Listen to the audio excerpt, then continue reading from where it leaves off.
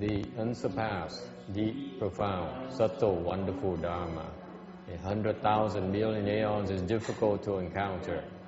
Now that I've come to receive and hold it within my sight and hearing, I vow to fathom the Decimal One's true and actual meaning.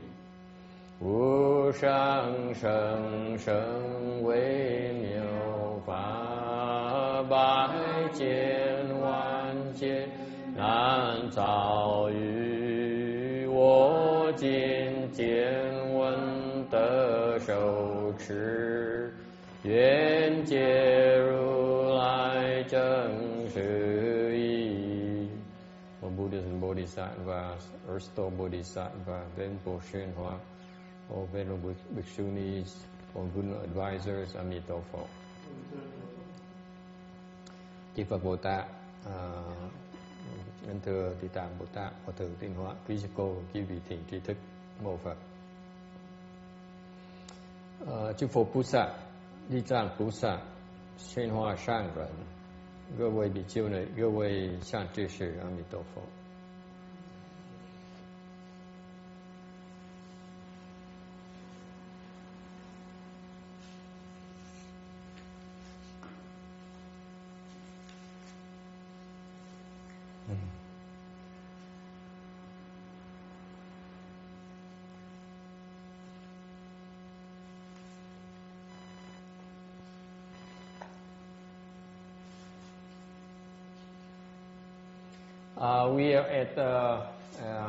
We are resuming our Earth Store Sutra lecture, but before we get going, I need to some details here. I need to bring up.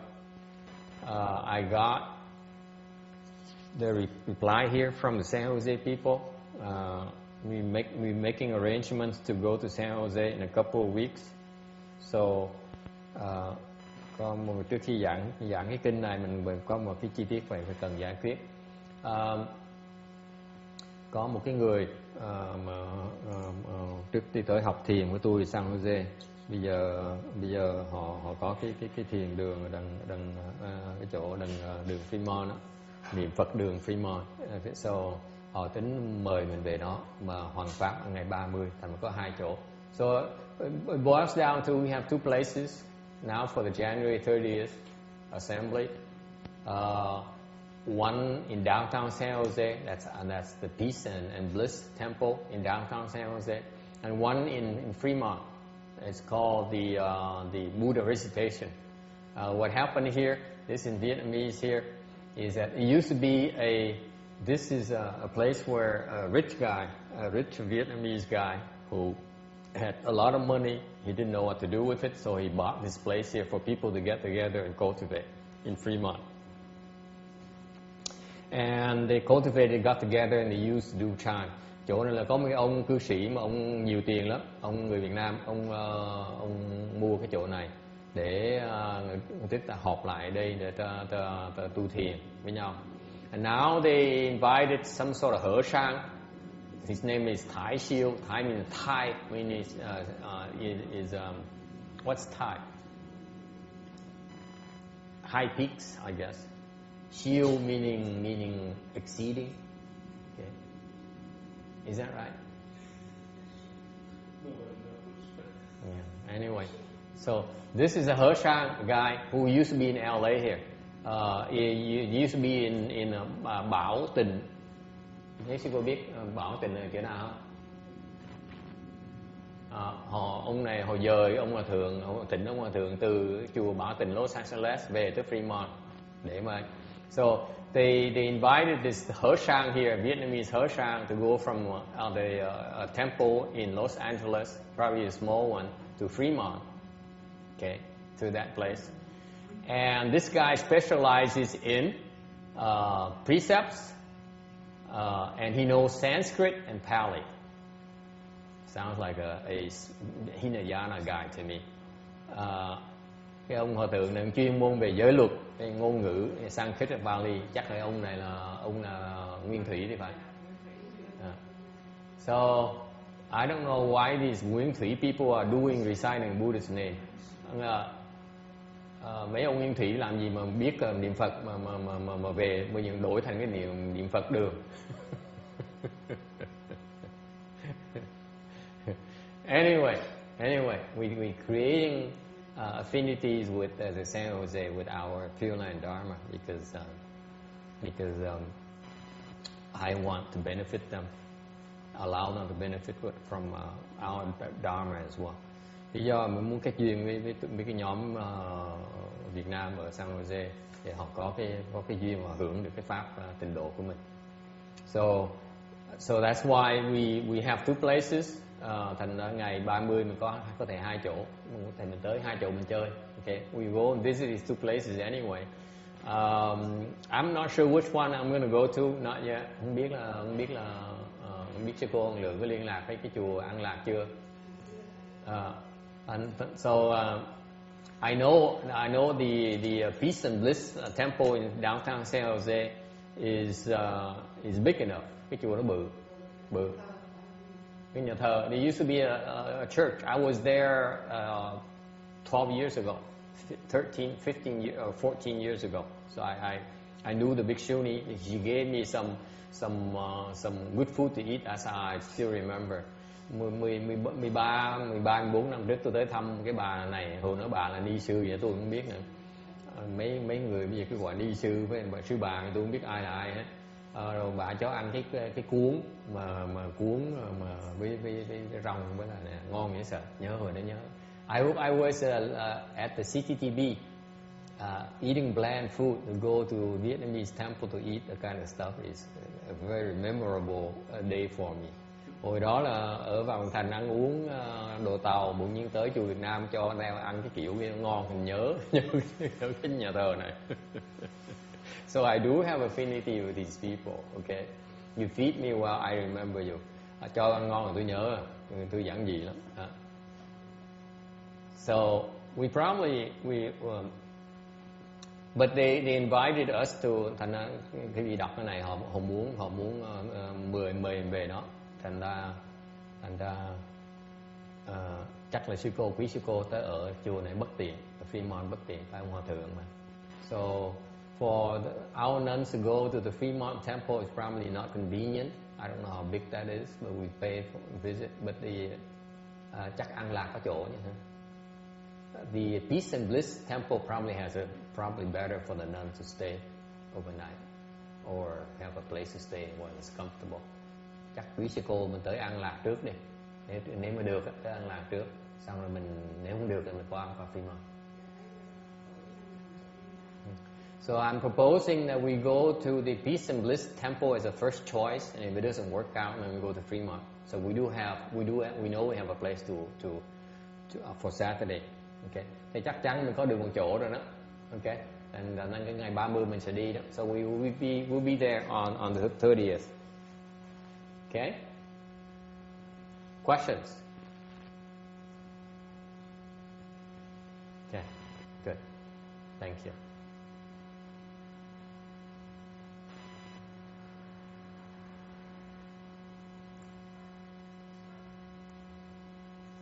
Slide 667, Earth Store Sutra.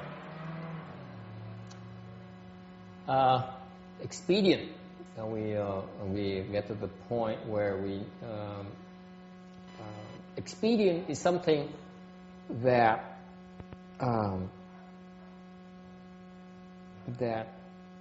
the bodhisattvas depend on heavily to teach their pupils. Cái phương tiện là một cái rất cần thiết cho những Bồ Tát khi mà Bồ Tát dạy chúng sanh. Okay, this is the distinguishing characteristics of Mahayana versus Hinayana. Cái đặc biệt của Đại thừa mới có, Tiểu thừa không có. Cái Đại thừa là một cái pháp môn rất nặng về phương tiện. Mahayana relies very heavily on expedience for propagation. Okay. And one of Mahayana's well-known teacher is Vimalakirti. Thì trong cái Đại thừa có ngài Vimalakirti, người thầy rất là nổi tiếng. he is a layman. Người này là người cư sĩ.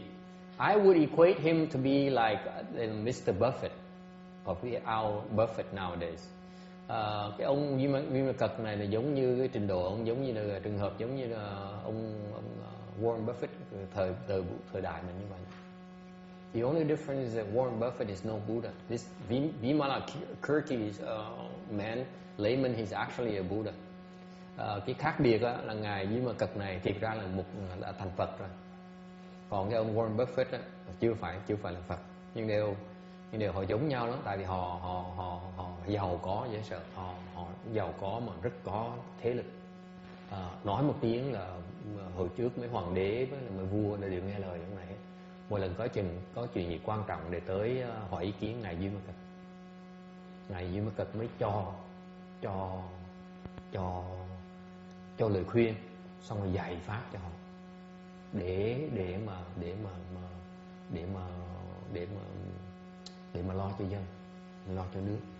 So back then, the emperors and the kings would come and seek advices from this Vimalakirti layman. He is very wealthy, very powerful, very wise as a man. So when the kings and emperors had problems, they would consult with him, and he would give them his counsels, his advices. He would teach them about Mahayana and teach them how to take care of their national affairs and take care of their own people, their own nation, their own empire. Okay, and this Vimalakirti is the king of expedience. Cái ông Duy Ma Cật này là vua của về xài phương tiện. He is one of the best in terms of employing expedience to teach. Thì khi mà ông dạy là ông xài rất nhiều phương tiện để dạy cho chúng sanh. And what does he say? Ông nói gì? According to him, when you have no expedient, then you're wisdom bound.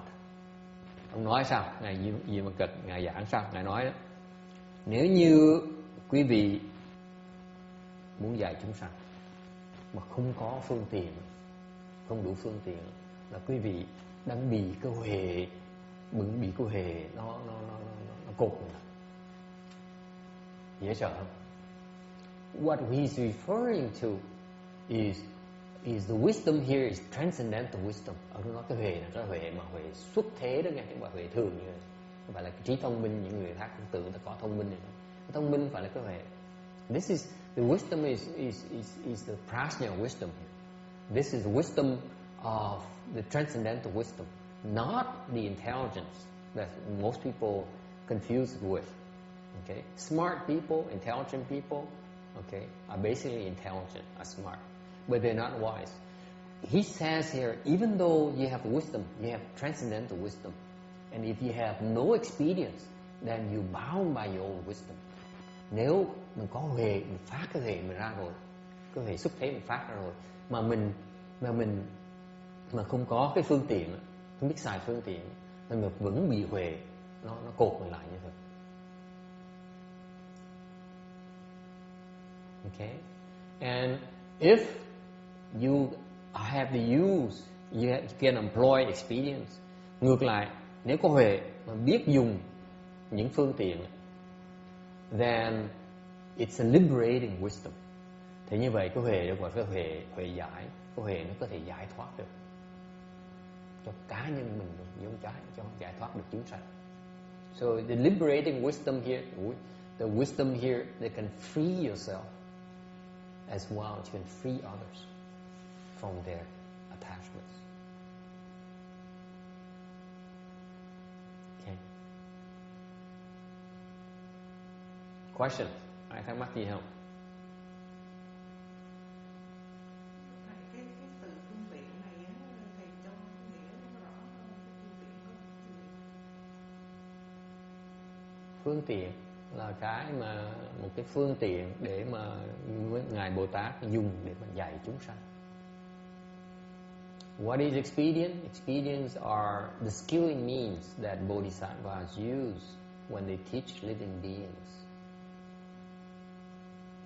Là nó có gọi là cái phương tiện, là những cái phương pháp mà dùng để cho làm giúp chúng sanh hiểu được cái bài học lẹ hơn. So expedience or skilling means are expedience or temporary means that the Bodhisattvas use to make it easier for their pupils to understand, to get the message. Okay, for example, I give an example. Một ví dụ. Can someone give me some examples of expedience? Người nào biết cho một vài ví dụ về phương tiện không? Yes. Có ai biết ví dụ không? Some examples of expedience.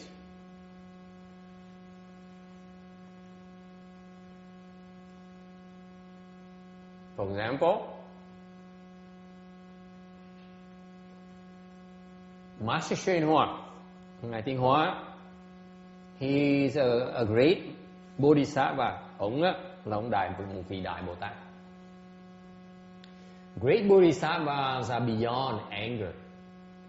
Ông vị đại Bồ Tát, mấy ngài đại Bồ Tát là ta không còn cái sân nữa, không còn cái sân hận nữa.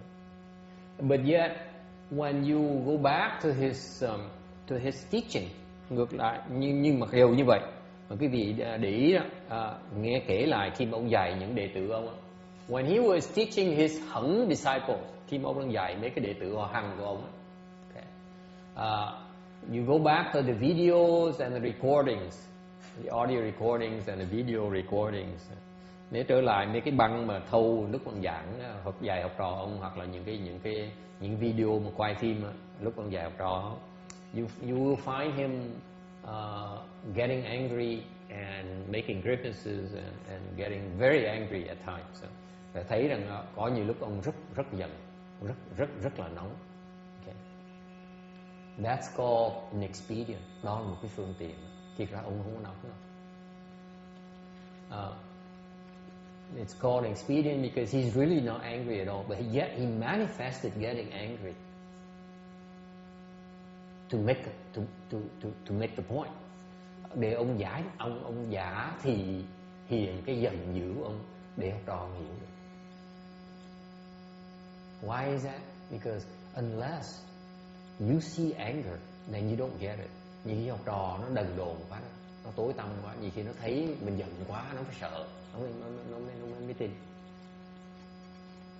Okay, so that is an expedient. Đó là cái phương tiện. Thành ra đối với người phàm phu, mình không thể hiểu cái phương tiện là không phương tiện, mình thấy không được. So what happens is for us ordinary people, we cannot see it, we cannot tell whether it's an expedient or not. Let me tell you. Đối với cá nhân tôi á, when I first met Master Xuyên Hoa, lúc tôi gặp ông Tiên Hóa,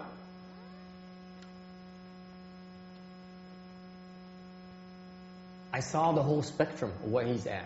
Để quan sát thấy ông từ một cái rất từ bi tới một cái rất giận dữ, rất là hung tợn.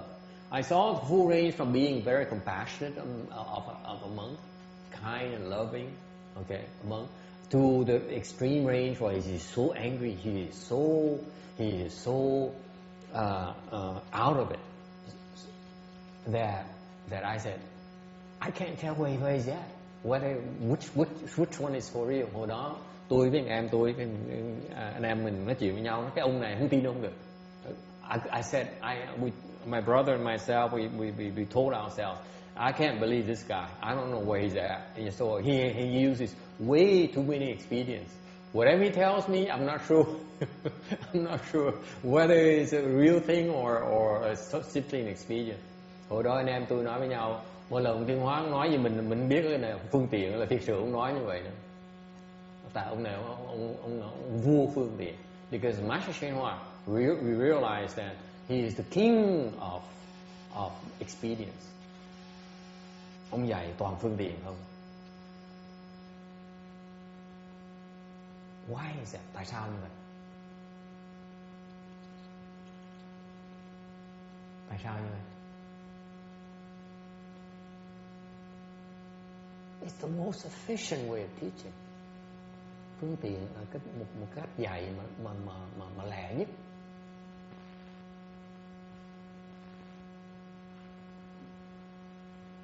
hạn như nói hoài nó nghe lời tát nó cứ bốp một cái nó đau quá nó nhớ tỉnh một cái nó hiểu ngay nó tỉnh. Cái đó là dạng như bên thiền tông ta làm. For example, the chant school, they will teach you and say, okay, do this, do that, and you still don't get the message. So what happens? They will hit you, like in my lineage, lineage, bên cái dòng lâm tế của bên thiền tông đại thừa, cái dòng của ông Mạnh Giác ông truyền cho tôi. My Vietnamese master gave me that lineage. In that lineage, we are known to be extremely brutal. Cái dòng lâm tế là cái dòng thiền tông mà nó rất là vũ phu và phụ nữ nữa. Nói mà không nghe là quýnh. So what happens is if we explain things to you and you don't get it, we beat you up. Okay? There's a known thing about the Linji lineage. Cái đó là cái mà cái dòng lâm tế rất là nổi tiếng về cái chuyện đó. Cái dòng duy nhất mà rất là vũ phu. Nói mà không hiểu đâu là quýnh thôi, không nói thêm. And I tested one of my pupils early on. Cái tôi hồi đó tôi nhớ có một người học trò, người đệ tử tôi á, bà đó bà giỏi chứ sợ. I have extremely high regards for her, very high hopes for her. Hồi đó thích lắm là tại vì thấy bà giỏi quá này, căn cơ cao quá này, mình thích dễ sợ. Lâu gặp được người da trắng mà căn cơ cao mình vui, mình hứng thú. So it's not often I run to a Caucasian person with good potential. So I was very excited. So I tested her. I said, I prepare her. Lúc đó tôi mới sửa soạn với bà. Tôi nói, I come, I have two lineages. Tôi nói, I warn her. I'm warning you, I have two lineages. At that time I was teaching Chan. Hồi đó tôi đang dạy thiền. Tôi mới nhắc với bà nói, con phải nhớ rằng thầy có hai dòng máu trong người thầy luôn. Cái pháp thầy có hai dòng máu luôn. Một cái máu là khuyên ngưỡng, là hiền từ, rất là từ bi, rất là tình thương, nồng nàn. Còn cái dòng kia là dòng lâm tế, cái dòng này nó vũ phu dễ sợ, hung bạo không thể tưởng được. So I warned her. I said I have two lineages in my veins. I have two bloodlines. One is the Wei Yang from Master Hsuan Hoa, where the Wei Yang lineage is we are gentle and we work on building relationships. Okay, and the other lineage is the Linji lineage, where we tend to be quite brutal with our teachings. Cái dòng lâm tế rất nổi tiếng là chuyên môn đánh học trò, chuyên môn hành hung học trò. Thành ra quý vị mà bữa nào cẩn thận làm tôi giận, tôi nóng là tôi quýnh. So I'm warning you, when you make me lose my temper, I beat you up. You forewarned, okay? Now, so I said, my Vietnamese master, this is, let me illustrate for you how we teach you in the Linji lineage. Kể cho học trò đệ tử tôi một cái câu chuyện là cái dòng lâm tế dạy như vậy. Back then, this came from my Vietnamese master. Cái này là một cái câu chuyện mà Hòa thượng Ban Giác dạy cho tôi đó. Cái đó là cái gia tài của thầy đó nghe. This is my heritage, so I'm sharing it with you. Very special lesson for me because that's only the few things my master taught me in Chan. Đây là một ít bài học mà ngài Hòa thượng Bản Giác đã dạy cho tôi. Tại vì lúc mới học với thầy thì không có đủ thì giờ vô duyên để ở với ông lâu. Because when I became a fully ordained monk with him, I didn't spend that much time with him, so I really cherish a few lessons he taught me in person. Tại hồi đó hồi đó vẫn nhớ, lâu ông gặp ông tí rồi ông kể chuyện, ông muốn dạy một tí, anh nhớ những bài học này rất đặc biệt. So he said, Linji, our lineage is Linji. Ông mới nói là cái dòng lâm tế mình đặc biệt lắm con ơi. Thầy kể một cái chuyện này. So he told me the story about a Lin Chi Chan master kể chuyện là một cái ngài thiền sư trong dòng của chúng tôi. He was teaching. He was an enlightened master. Ông thiền sư này ông đã đắc pháp rồi. He accomplished a Chan Dharma already. And so people know about that. Thì người ta mới biết là ngài thiền tri thức. Thành ra người ta tới, ta thỉnh pháp của ngài rất là nhiều.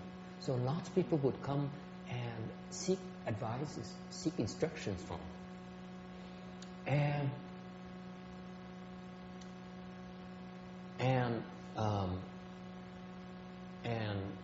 so they would come to him and they said, Master, how should I go about doing this? Okay, tới và thỉnh, bấm hòa thượng, con phải làm gì bây giờ? You know what he would do? Hồi đó biết cái pháp ông là sao?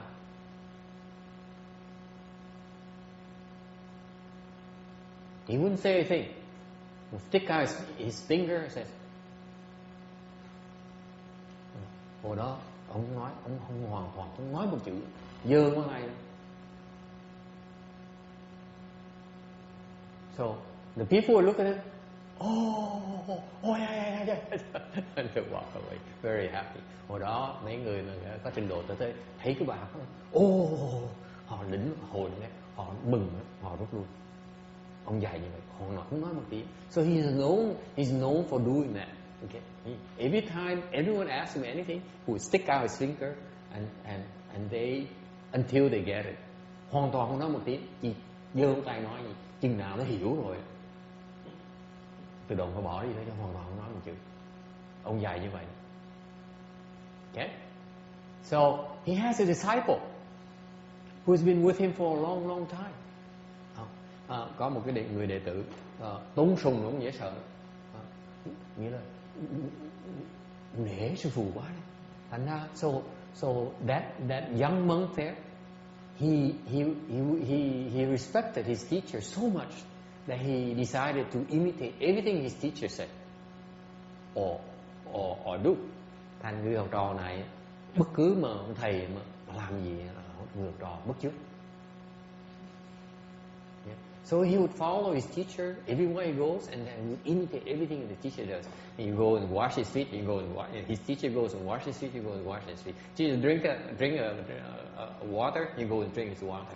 Okay. Thành ra ông làm gì? Ông đi rửa chân, nó không đi rửa chân. Ông đi cầu tiêu, nó không đi cầu tiêu. Ông uống nước, nó không đi uống nước. Okay. So he figured that because this is an enlightened being, cái này cái pháp nó hay, cái người không phải người tầm thường nữa chứ. You have to realize this is a superior monk. Because he realized that whatever the enlightened being does is for a reason. It's never wasted. Ông này, người rất đặc biệt, ông hiểu rằng một cái người mà khi người ta đắc pháp rồi, nhất cử lưỡng động người ta, cử chỉ người ta không có phí một cái nào hết. Thành mình bất chước mình làm, ông chắc chắn mình sẽ như ông. So he figured if he imitates everything his master does, eventually he'll get it himself. Okay?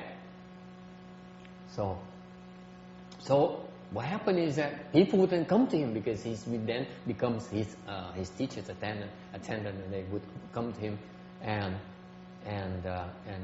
ask him, Master, what should I do about this? Thế người ta thấy ông này là người đệ tử của ông sư phụ ông nổi tiếng mà, mới tới mới bắt đầu hỏi ý kiến là giờ thưa đại đức, con có cái chuyện làm gì, con phải làm sao bây giờ? Hỏi ý kiến ông, biết ông làm gì không? You know what he does?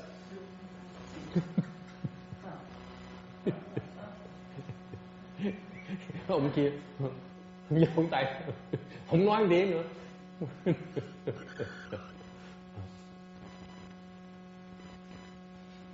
So but this is slightly different. Một cái khổ là cái ông hòa thượng ông làm á thì nó khác, người học trò làm thì nó khác.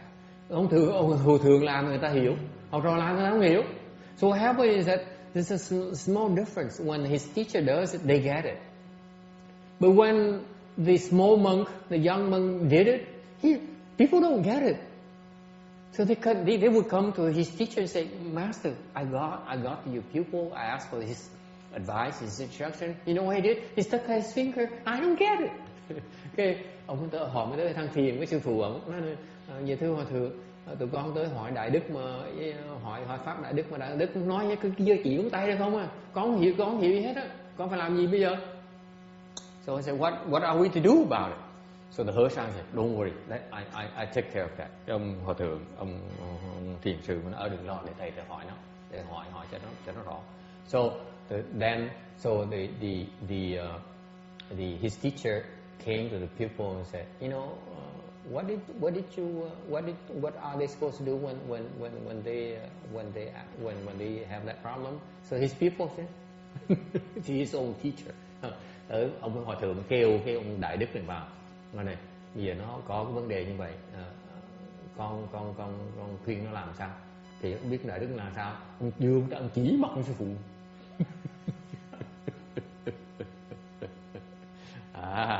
And guess what happened? Randy probably remember this, huh? You don't remember? This is famous anecdote. Cái này là bên lâm tế rồi, rất nổi tiếng. Câu chuyện là công án là rất nổi tiếng. Anyone who knows what happened? Ai biết không? Biết gì xảy ra không? Ai biết không? Cái này nổi tiếng không thể tưởng được. Bởi vậy ông mà giáo ông thương tôi đó, ông mới kể cái chuyện này. And this is my heritage, folks. My Linchi heritage.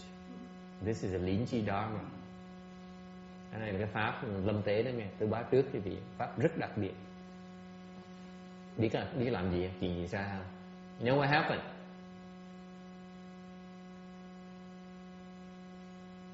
Would you like to know what happened? Muốn biết không? What? I think it gave him a good swift blow or something. If he's that lucky. Ông nói là tôi thể đoán được, tôi không biết chuyện gì, tôi đoán chắc là ông quýnh cú. Yeah, what is your guess? Đánh gãy ngón tay. The guess is he breaks his finger, his index finger. You buy that? Yeah. Huh? Gì nghĩ sao? Không, rồi ông thầy ông có đánh. Hả? Ông không tha cái đó. Lian says he doesn't break it. Không làm gì bây giờ? Cái câu chuyện này con đọc có trong cái chuyện mà về thiền mà sư phụ quên là không có đánh, ông sư phụ không có đánh ông đệ tử này. She read it. This is a child's story, and she says he didn't hit it. He didn't break the finger. Left index finger. Ông sư phụ chụp con tay, mới đưa ra, chụp như vậy. Because he's prepared, ông biết rồi, biết cái thói thằng nhóc rồi, nó mới đưa tay ra, ông chụp, ông giơ tay chụp một cái, lấy cái dao cho nó phúc. So you grab the index finger and take a knife and chop it.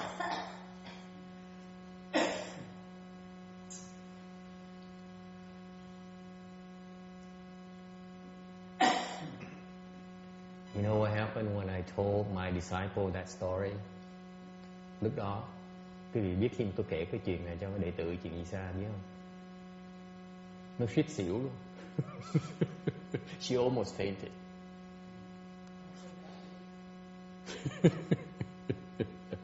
This is not for the faint-hearted. Okay? Không phải, cái này không phải những người da trắng chịu không nổi đâu. Mình da vàng gọi là mình cù trâu mới chịu cái pháp này thôi, chứ còn da trắng nó nghe nó tái mặt luôn. Cái pháp gì mà dã man dữ vậy?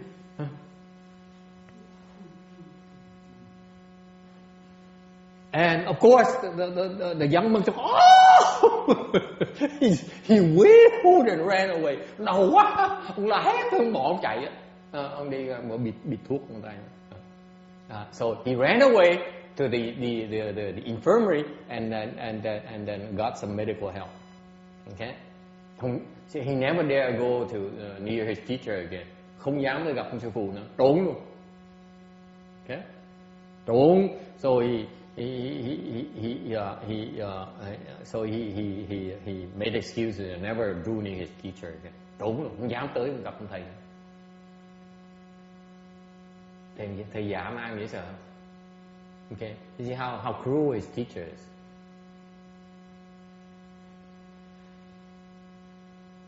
That's lính chi nó mới theo cái đó là lâm tế đó, cái này sự thật đó, phải có chuyện như vậy không?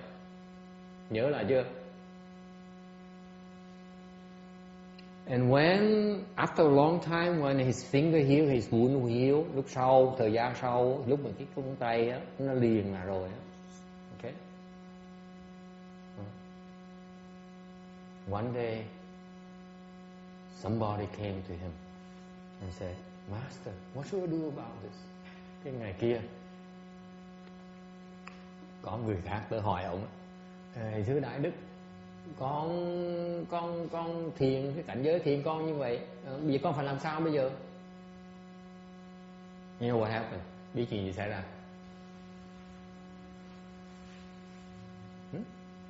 Any guess? Yeah, I have a guess. Did Yes. he hold up his stump? His son. Yeah, did he hold up his stump? Ông này, ông người da trắng, ông đoán á, ông giơ ngón tay cái nè. Very good. Okay. Cái gì nghĩ sao? What do you think? Con nhớ ông má hình như lúc đó ông đưa 2 ngón chứ không 1 ngón nữa. So she says, she remember vaguely that now he sticks out 2 fingers. Like this, right? Peace to you, peace. Phải không? Nhưng peace. So ông á, người da trắng á, thì ngón tay này, I'm okay. Còn người da vàng á, thì cái này. So the Caucasian goes like this, the Asian they go like this. Okay, wrong. Huh? No thing. No, he has this. This is a stupid monk. You know, he has this heavy attachment. Phải nhớ là ông này, ông thầy này là ông sùng bái ông thầy, ông dễ sợ. Bất cứ ông thầy làm gì ông làm bất trước đấy mà. Thành ông cái thói ông là ông hỏi một cái là thọc ông tay ra, không chỉ. So he back to his own self. He forgot. So he's so enamored with his teacher that his old habits are hard to break. So he still stuck his index finger out. Okay. So he stuck his finger out. Cho ông hỏi một cái, quen cái thói đó, thọc ngón tay ra, cái ông nhìn, ủa? He looked at it and said, no more index finger. Cái chỗ đó ngón tay nó cụt rồi, nó mất rồi. So what happened? He realized that he has no more index finger, right? And guess what happened? He became enlightened. Giác ngộ ngay lập tức.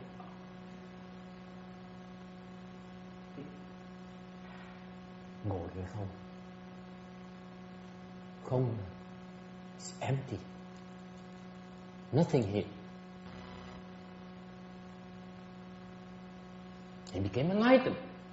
Giác ngộ ngay lập tức.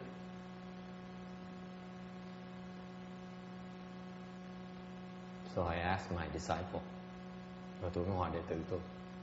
Tôi hỏi này, con thấy không? Bên Lâm Tế dạy ly kỳ dễ sợ không? You see how fantastic the Linji teaching methodology is. Are you impressed? So my disciple said, let me think about it. Nói để con suy nghĩ. Để con suy nghĩ. So I pressed the issue. Tôi mới hỏi tiếp. Remember, it may sound brutal to you, but are you willing to give us your index finger to become enlightened? Câu hỏi đó, phải hiểu. Mặc dù đối với người Tây phương quý vị, nó cái phương pháp dạy nó hơi hung tợn một tí. Bây giờ tôi hỏi, quý vị có sẵn sàng thí một cái ngón tay cái để mà được giác ngộ là không?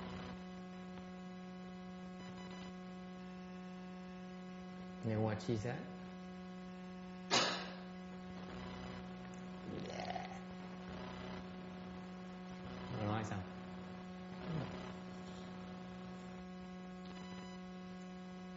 She's not here anymore. Đâu còn ở đây nữa đâu.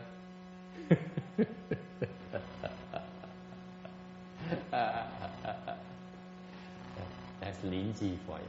Đó là lâm tế cái gì đấy. So let me ask you today. Ngày nay tôi hỏi lại quý vị cho nó rõ.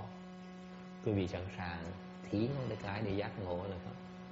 Are you willing to give up your index finger to become enlightened?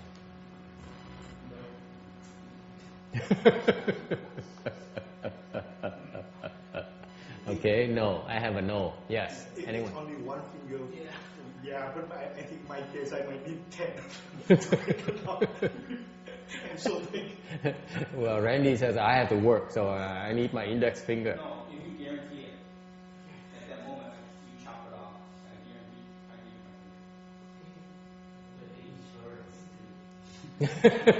You can always, we can attach it. Reattach it, it's not a big deal. But that, we're not talking reattachment here. When I take it, I cook it. You cannot reattach it.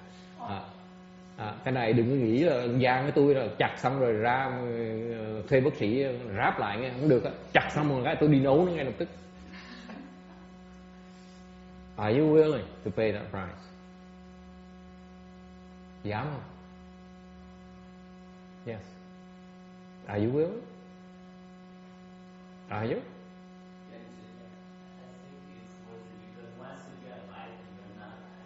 Once you become enlightened, what's an index finger? Nothing. Một khi mình giác ngộ, ngón tay nó có ý nghĩa gì nữa.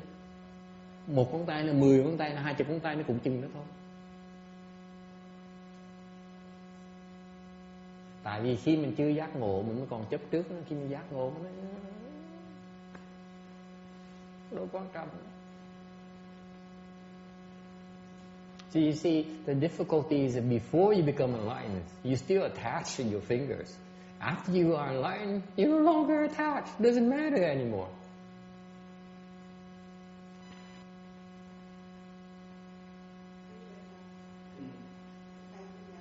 Unless you want to play the guitar.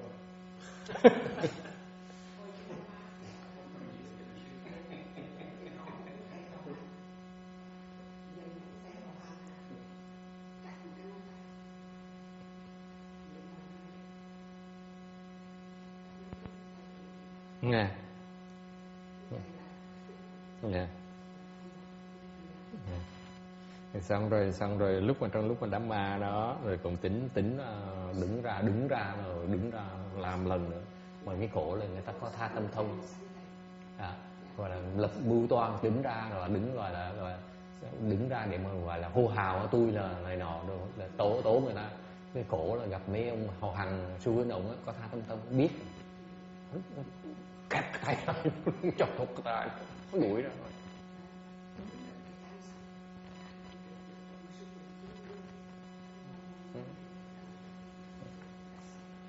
Gọi là lấy óc phàm phu mà ra suy cái dám đấu với óc thánh.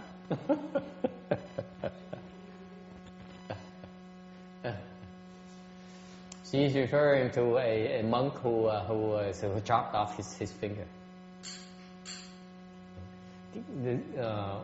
because of an argument with Hằng Shua. He chopped off his finger. Yeah, he chopped his Hằng Shua slandered me, so because so I'm going to chop that finger to show that he slandered me and I'm on the right side. It was that violent. Okay. And then later on, he then during Shifu's funeral, he was planning on another stupid move, and Hằng Shua and his colleague knew about it because they have the penetration of others' thoughts, so they stopped him. He was doing some grandstanding. Okay. The difference is that he was doing it out of anger, of hatred.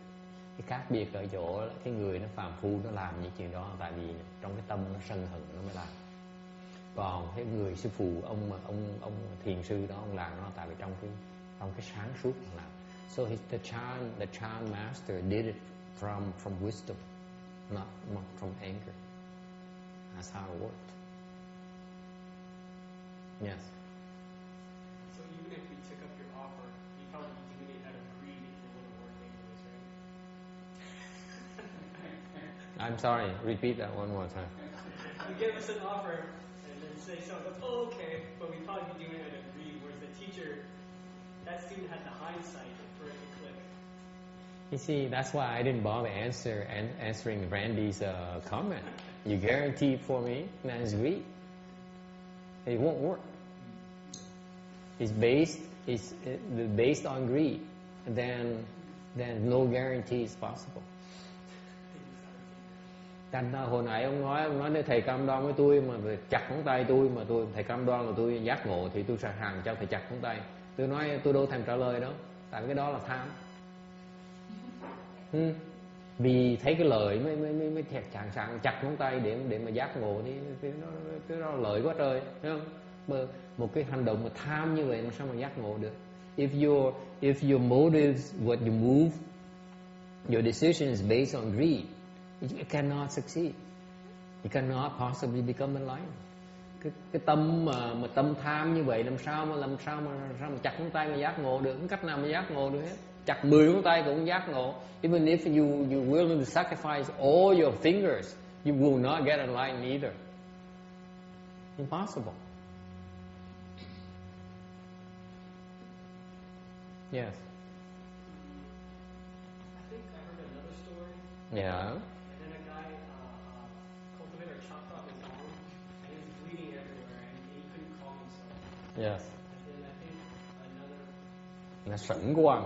That's the second Chinese patriarch. Okay. Yes. How was that situation different? I'm assuming he said different. He had to say something. He did sort of do it out of. It's different. Okay, it's different because ông nhỏ nó hỏi hay lắm, nó hỏi con nhị tổ bên tàu đó, ông chặt ngón tay nha, ông chặt cái tay luôn, mình mới chặt một ngón tay còn ông nhị tổ bên tàu ông chặt luôn cái tay luôn. Okay. So the second patriarch, Chinese patriarch, see we're talking about Lin Chi on one index finger, right? This guy he chopped up his entire arm. Okay, so what's the difference? Chặt ngón tay mà bỗng nhiên ông nên giác ngộ, cái khác nhau chỗ nào? Cái lời nguyện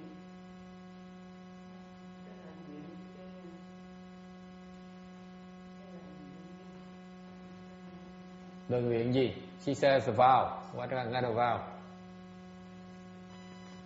cái lời nguyện cái thành tâm để cho chứng. Sincerity in seeking the Dharma. Okay. It's different because of a couple of things. Có vài cái yếu tố nó khác ở chỗ này. Okay. Granted, it's out of greed. Thực thật á là cái động cơ mà thúc đẩy cái ông nhị tổ tới là vì lòng tham.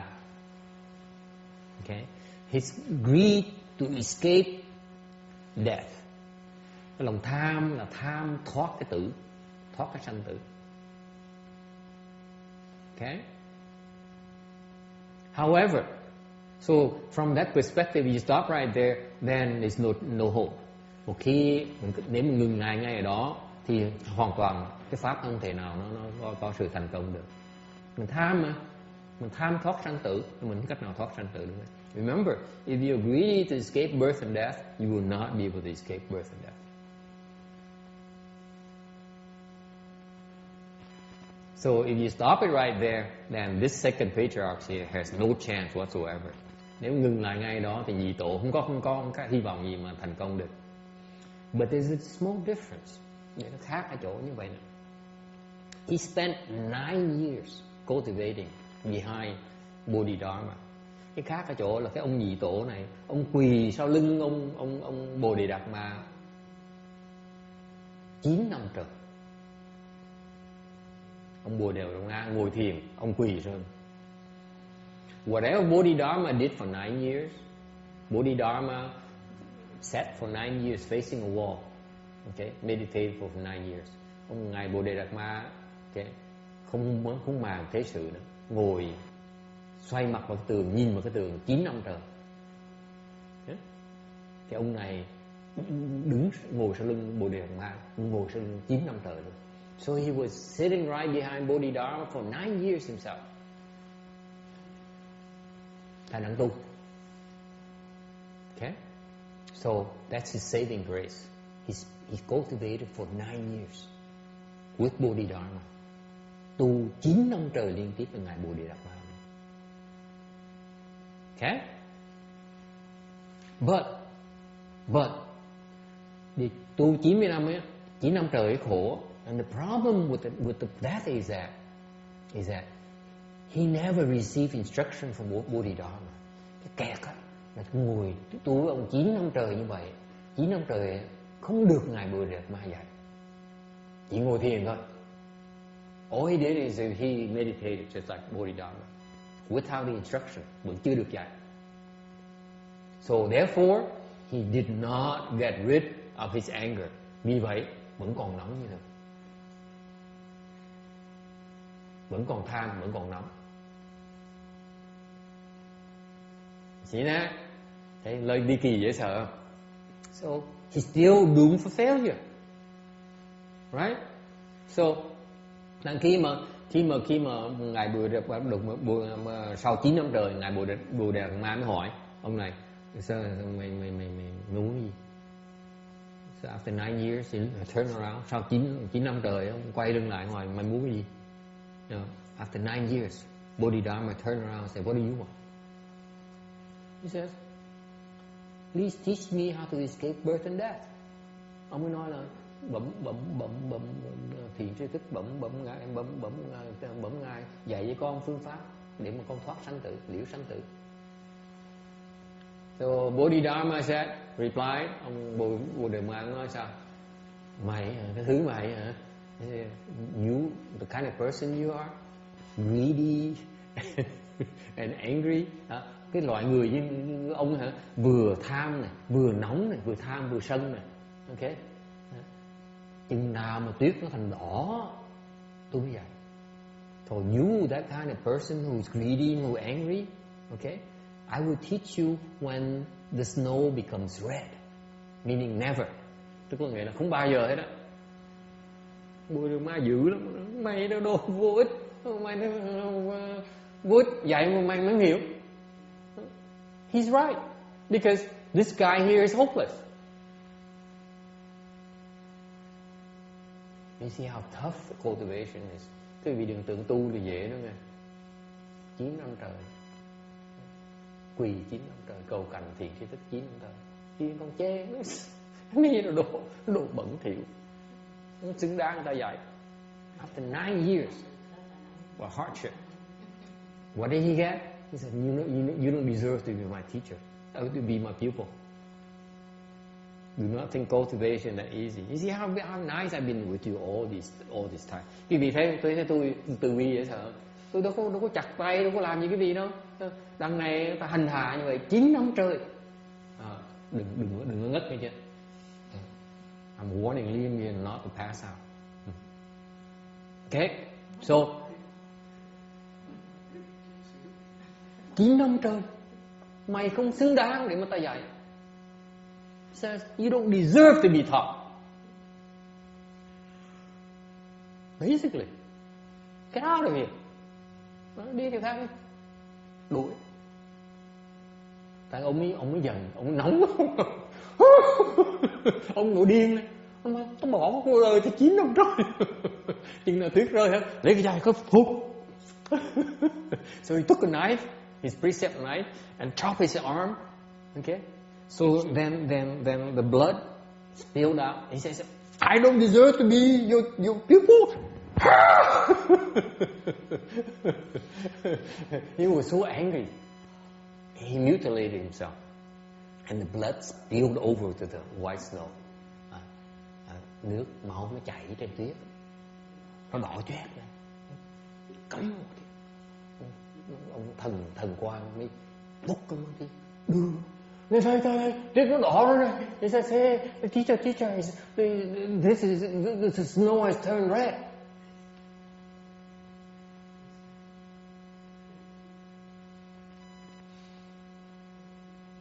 So what happened? You see, this is so fascinating, the story. Let me ask you first of all, before I go any further. Trước khi đi sâu hơn cái giảng gì cái ý nghĩa của cái câu chuyện này, trước khi tôi đi sâu vào tôi hỏi quý vị có dám chặt tay không? I'm asking you. This is not Linji, this is not Wei Yang, Cái này không phải là khuyên ngưỡng mà cũng không phải là cái lâm tế. Cái này là Bồ Đề Đạt Ma, nhưng là chưa có phái gì hết đó. This is before any of the five schools even took place. I'm asking you, would you dare chop off your arm? Tôi hỏi cái vị có dám chặt cái tay để cầu pháp không? Bởi vì người ta mới tổ sư. This is why they become patriarchs. You guys are so full of all this. Oh, it's not beneficial to me. Oh my God, what's in it for me? Cái gì nó ngồi đó cái so đo tính toán à, tính toán à, không lợi cho mình, còn thiệt thấy cái thiệt, thấy thiệt với lợi không á, nên là đằng này tổ sư tao nói, mình là chuyện sanh tử, mình chặt cái phục, mình sẵn sàng mình thí hết.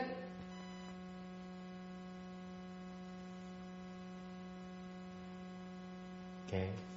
Aren't you glad you're not a patriarch? Thấy cái gì hên như mình phải là tổ sư, hên dễ sợ. Thấy ông này, ông body arm, look at his the arm lying on the snow all red and blood spurting out, you know, it's spurting out his arm. Ông bộ đường mà quay lại giật mình, ủa cái thằng này sao điên dữ vậy? Tay nó một nửa tay nó ở trên mặt đất á. Rồi cái tay kia nó cục ngủ, máu nó phun ra. Rồi cái tay kia nó đưa nó tiếc rõ rồi. And the other arm is master, the snow has become red now. I found red snow now. Please teach me. Dạy con đi thầy dạy con như thầy. Bây giờ ma gật gù, cái thằng nó đưa. So Bodhidharma can't help but saying, wow, this guy has guts. So taught him. Dạy ngay lập tức. Trả đúng giá là mua được ngay lập tức. I'm telling you, you pay the right price, you get it right away, folks. Don't tell me that it's not there.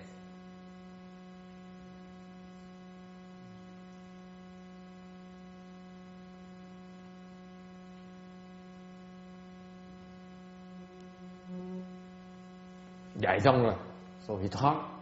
So lúc mà dạy thì ông này cũng sướng quá. So when he was receiving the Dharma transmission of how the Dharma to end birth and death, nghe sướng. So he was so excited, nghe sướng quá, quên cái đầu. Tâm tổ sư dễ sợ như vậy. Remember, this is the kind of mindset of patriarch, second patriarch. He loved the Dharma so much, he forgot about the pain. It's extremely painful, you know that. Đau dễ sợ, máu nó phun ra mà. Nghe pháp thì quên đau luôn. Năm nay mới ngồi mới có vài tiếng đồng hồ chịu ngồi chạy. It reminds me, doing the chanti, sit for 1 or 2 hours and you can't take the pain anymore. Too much for me, this is extreme. Cái này cực đoan quá. Ông này cái pháp ông này ghê quá.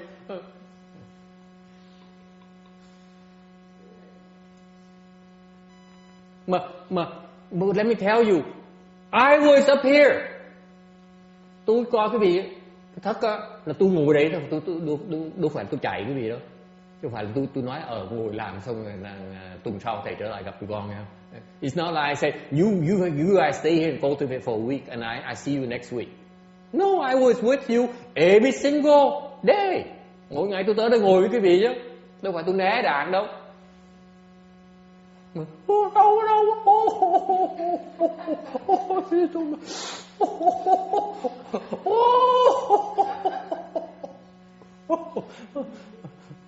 Cỡ dễ sợ, hèn không thể tưởng được. A bunch of cowards I have with me. Thằng nghe pháp, thằng mê đến độ mà thằng biết đâu nữa, kinh hoàng. He fell in love with the Dharma. He was so ecstatic, forgot about the pain. After he received the transmission, then he came back to reality and still hurting. Học xong pháp rồi, mới nhớ sực lại cái tay nó vẫn còn chảy máu, vẫn còn đau. Nhớ sực lại, ôi, than cho phụ. Thầy tại con nó đau quá, tôi không chịu không nổi. Tưởng tượng máu nó chảy ra, máu nó tuôn ra, xối ra như vậy, ngồi ngay Pháp. Remember, blood was spilling out his arm. Okay? And he was not seeking medical attention. He just raptured in listening to the Dharma. And then he realized, wait a minute, I need help here.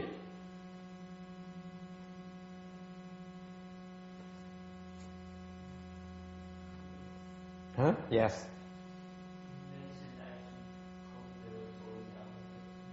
Yes.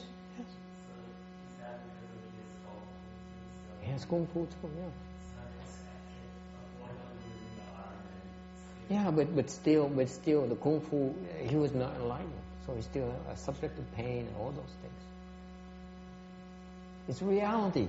I don't know about you, but if you take a knife and you go like this, don't have a need to chop it off. You go home, you try it, okay? You go home, you take a kitchen knife in your mother's kitchen, and you don't need to cut it off. All you have to do, take a knife and cut off half of your muscle here, and see how much it hurts.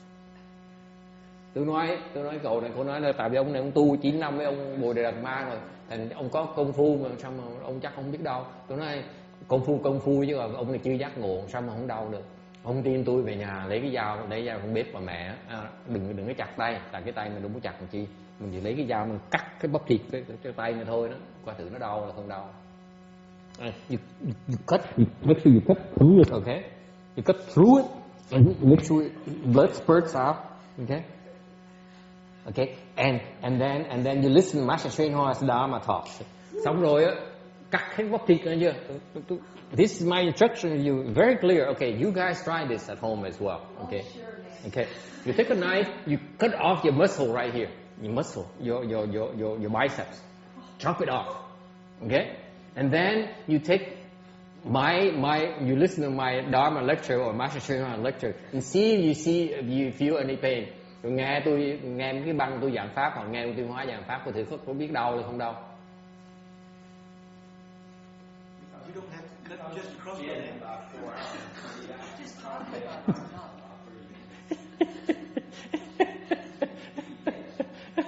Just cross your leg where you are. Hey.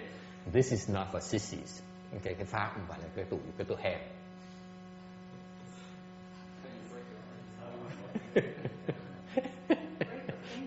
Dám không? Tôi hỏi quý vị cứ dám không? I'm ask me, do you dare? Hả? Dám làm không? Cái ông ngồi sau cái dám làm không? Bây giờ nghe lần sau ông dám tới nghe thì đừng nói dám làm. Tell he's not coming back. That young man back there said, I'm going back to this kind of Dharma here. Not for me. Ông Bồ Đề Đạt Ma mới thấy cái thằng nó đau gì nó tha, học trò nó đau rồi sao bây giờ? So see, this is the beauty of the story that you guys don't realize, right? Now, because now he became a disciple of Bodhidharma, now he has to receive help. Bây giờ quý vị không hiểu cái ly kỳ câu chuyện là trước khi mà ông kia tới mà ông chưa nhận làm đệ tử, thì ông nói mày chết, mày mất tay mất chân, tao không cần biết, mày là người dân nước đã. Before he accepted me as a disciple, before he taught him, I said, you guys are a stranger, I don't care for you. You lose your arm, it's your problem. Okay? You lose your leg, you lose your wife, it's your problem. None of my business. Cái con Bồ Đề Ma ông kỹ lắm, nghe cho rõ chứ. Không phải đệ tử ông á mà làm bậy làm bạ cái chuyện của quý vị. Okay? But the problem is now he accepted me as a disciple, now he has to help him. Thầy ông ghét ông bây giờ ông Bồ Đề Đạt Ma nhận cái thằng nhóc này làm đệ tử rồi. Hả? Tôi phải giúp nói chứ sao bây giờ? Phải nói pháp nó nghe. So he thought, so he helped him. He had to help with the pain. Help with the pain. He came alive. Nhường cái phương tiện đó. So this is the expedient that he used immediately at that moment. Cái phương tiện ngay trước mắt ông. Hiểu? Nó đau. Phải giải quyết cái đau của nó mới giác ngộ được. Dùng cái đó, cái đau của nó là phương tiện để mà giúp nó giác ngộ. Giúp nó giác ngộ. See, just like this. Chop off the index finger to help him enlighten. Another expedient.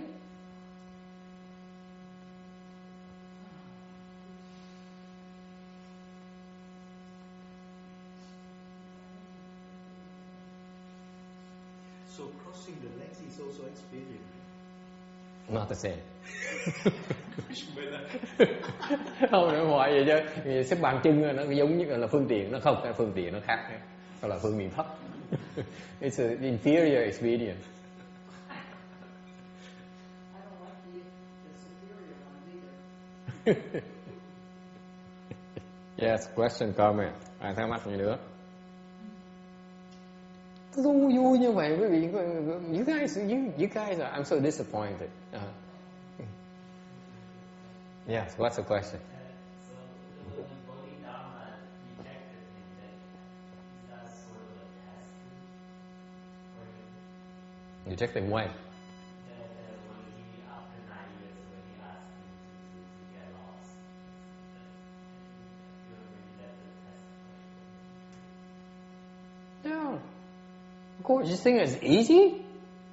You think you can get the Dharma after just for 9 years? Ông hỏi tôi, ông này hỏi tôi vậy chứ, tôi nhớ sực ra, tôi muốn hỏi thầy câu hỏi này, hỏi vậy chứ sau 9 năm cái đó là cái phương tiện hay sao? Hỏi cần ông xua đuổi cái ông thần quang là cái phương tiện không? Ủa? Cái vị nghĩ cái vị bỏ 9 năm trời để học ông là cái vị có được, có quyền để mà học pháp hả? You think that you spend 9 years pursuing, you know, or paying your dues for 9 years and entitles you to receive the Dharma? Give me a break. Thì tưởng dễ như vậy hả?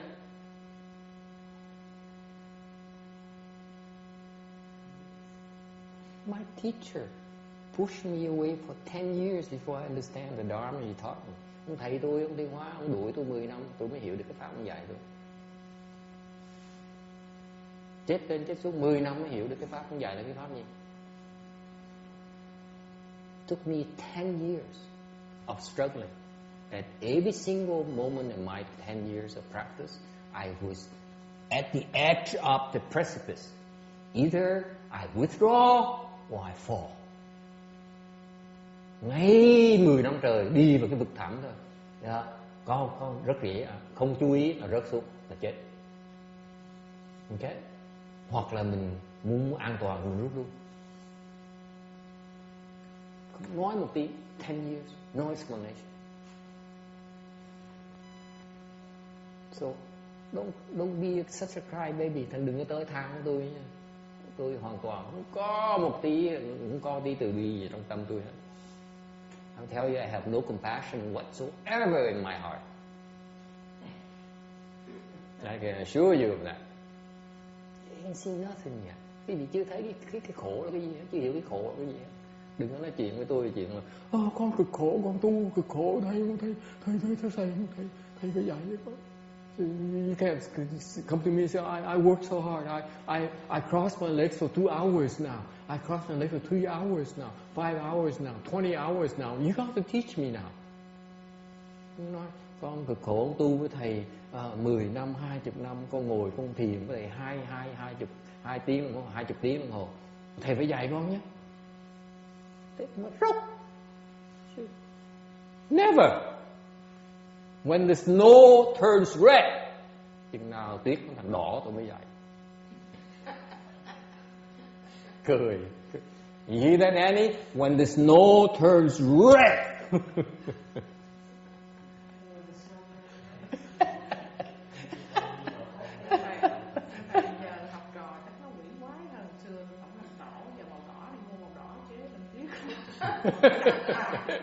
She's making a comment. She says, "You go to the Vons, the food coloring counter, and you get some red coloring." Yes.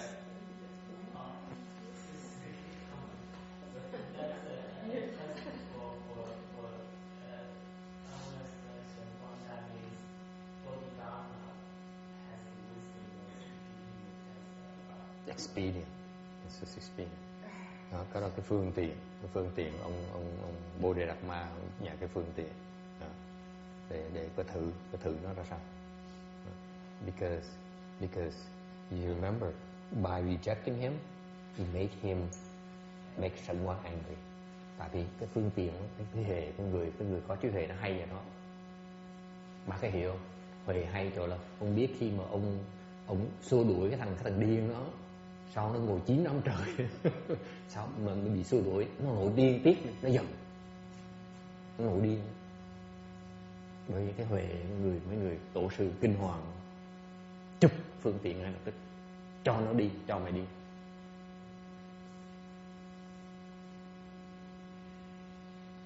Cái này còn hơn ngã của ông côn đồ Việt Cộng nữa. I'm saying this is even worse than cruelty of capitalism or socialism for that matter. Look at what the Wall Street people are treating, how they're treating us.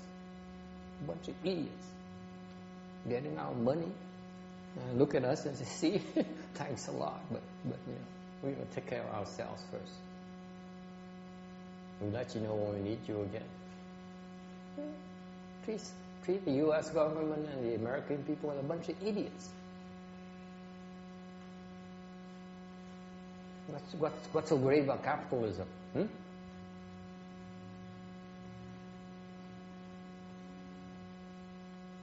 Cái tư bản nó hay đâu, tôi mới chửi mấy ông bên làm nhà băng này, nó phá tụi mình ra, xong nó lấy tiền chính phủ, nó lấy tiền của mình, nó làm cái tiền. Bây giờ xong nó tự trả lương, nó bây giờ làm gì lời của nó tự trả lương đấy, nó thảy tiền lại cho mình, nó là cảm ơn, chừng nào nó cần tôi mượn lại, không đùng nó được nữa. Tư bản cái gì hay đó, stupid. Anyway, I'm not going to be proud of. It's a rotten system. Cái hệ thống nó quá tồi tệ. Terrible.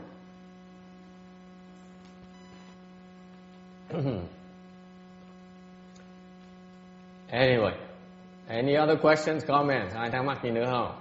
Yeah. What happened to you? Did you eat lunch today? Ngày tôi hỏi hôm nay có ăn trưa, tầm 10 lần ăn trưa xong buồn ngủ. So that's a good thing. Maybe you should skip lunch and then you're not as sleepy. Yeah. The comments regarding getting a full color, you get the snow red. Yeah. I'm thinking if you do that, the dharma you're getting is probably from the screen. Yeah, it's a color in dharma. Absolutely, you get what you deserve. Ông trả lời, ông nói ông muốn có một cái lời bàn tán về cái chuyện mà mua màu đỏ để mà mình giọt cho nơi tuyết.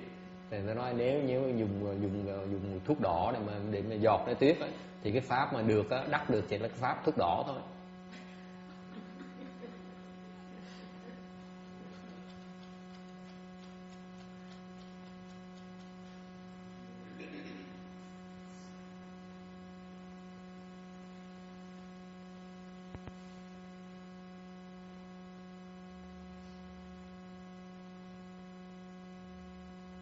Okay.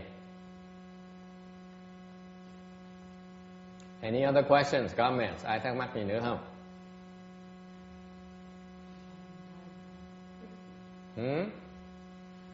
Have you heard the Bodhidharma and Sangwon story in that way? Các bạn nghe cái chuyện ông Bodhidharma với ông thần Quang, cái chuyện mà ly kỳ như vậy không? Vậy không thần Quang. Vậy Khả là sao này? Vậy Khả là lục tổ, thần Quang là nhị tổ. Yeah. Chặt cái tay thì nó lại còn đốt cái tay nữa này. Ở Trung Quốc có vị sư đốt hai cái tay. Hư Vân đó đốt ngón tay đó, đốt ngón tay cũng Hư Vân đốt ngón tay này, đốt tay này. Đốt cái đó mình dữ dội lên, chặt cái nó đau qua, cái này đốt tới cái tay. She made a comment that there's another patriarch who burned his finger. He wrapped his finger with the burning thing and then lit it. Ông cuốn vải, xong ông tẩm dầu hôi, xong ông đốt lên, đứng nhìn, đốt cho nó cháy. Dễ sợ. And she's saying this seems to be a little bit more extreme than the cutting thing. Chưa, cái đó chưa. Còn ngài Bồ Tát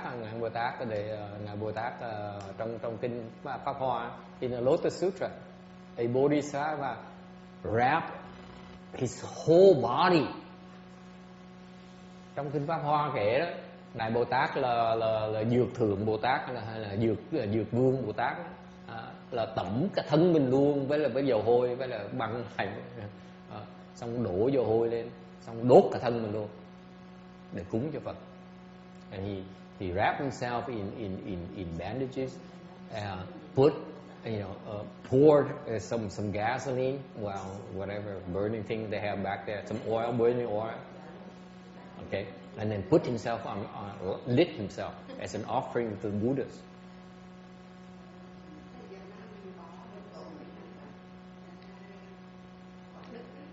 Okay, now she says, we Vietnamese also have a famous monk whose name, the same name as that my master gave me, Quảng Đức, the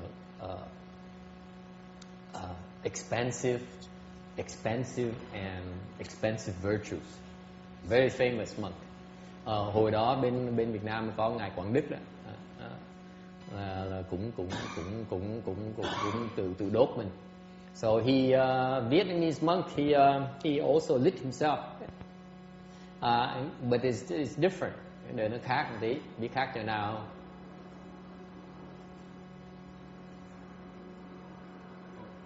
How is it different? For political reasons. He was doing politics. Ông Quảng Đức là ông làm chính trị.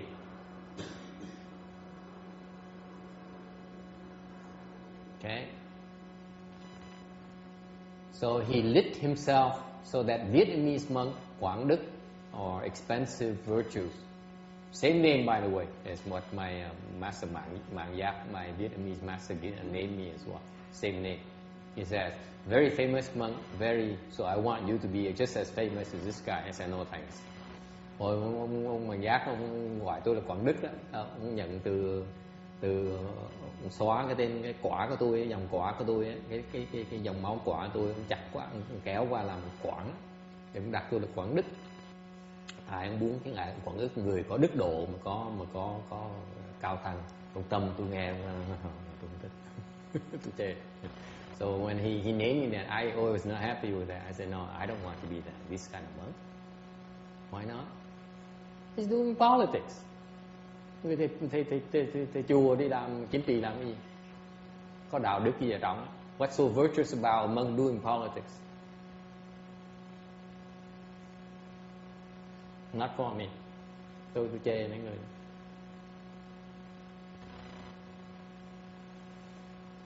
Yeah, he has a cause. Ông có chính nghĩa đàng hoàng. Ông bị hồi đó ông Diệm, ông đàn áp bên Phật giáo Việt Nam. Back then, my uncle, the president Ngô Đình Diệm, okay, he was oppressing the Buddhists. Ngô Đình Diệm was Catholic. The president. He's my uncle, you know that? I'm really well connected. Hồi đó trong bần của đông vậy chứ ngon lắm nha. Hồi đó là ông Diệm là bác của tôi đó, họ hàng với nhau mà, Ngô mà. Okay, we are the same lineage, the Ngô. And we like to think of ourselves from the Ngô Quyền, generation. It's not true, but cứ nghĩ hồi đó mình cứ nói là mình không từ Ngô Quyền rồi xuống, thích khoe chứ, vì cái đó không phải là sự thật. Hồi đó là Ngô Đình Diệm là bác. So my uncle was the president of Vietnam, and he oppressed the Buddhists. He was Catholic. Ông là Công giáo mà. Thì hồi đó mà ông Công giáo, thì hồi đó mà ông thân của tôi là cũng phải từ Phật giáo phải chuyển phải làm Công giáo mới cho mới được thăng quan tiến chức. So even my late father had to convert from Buddhism to Catholicism before Christianity, before he got promoted. So anyway, he was oppressing Buddhism. Hồi đó ông bác tôi ác lắm, ông đàn áp từ Phật giáo. Thì cái ông Quảng Đức, hòa thượng Quảng Đức mới giận, mới là ra từ hỏa thiêu lấy để mà phản đối cái sự đàn áp của Phật giáo. So the venerable Quảng Đức, that monk was repulsed by that. So he burned himself in protest of the oppression of Buddhism. So he has a good cause. Thì đúng là cái phương diện mà thế gian pháp á, là có cái chính nghĩa đàng hoàng. Okay? From a worldly perspective, he has the principles. Có chính nghĩa, đúng không? Có chính đáng không? Không, đâu có được, đâu đàn áp Phật giáo Việt Nam được. Chuyện nó không nên làm. So những điều về cái phương diện mà về phương diện mà tu hành, về phương diện mà linh thiêng á, nó cho tông bậy. But from a transcendental perspective, he's wrong. It shows stupidity, he asked me. Oh, there goes all my Vietnamese connections. Đối với tôi cái đó là thiếu cái trí huệ, vô minh. Nói xấu, mới nói xấu một vị đại hòa thượng, chắc là sẽ có nhiều thầy với cô sẽ chửi tôi một mớ cho biết. Thằng nhóc con mà đòi chửi hòa thượng. To me, stupidity because it's such a famous case where the future, the ensuing generation look at that as a role model for cultivation. Đối với tôi cái đó là thiếu trí huệ, tại vì cái thế hệ sau này, những cái hòa thượng, những cái thượng tọa, những cái đại đức sau này, họ quay đó là cái gương mà họ phải nói theo. And I'm saying they should not follow the example. Tôi nói là không nên theo cái gương đó. Tại vì sao? Why is that? Because my master, tại vì ông Tiến Hóa ông nói nếu như mà ông làm đúng như vậy, because Master Shen Hoa said, because Hận Trảng was telling him about this famous monk.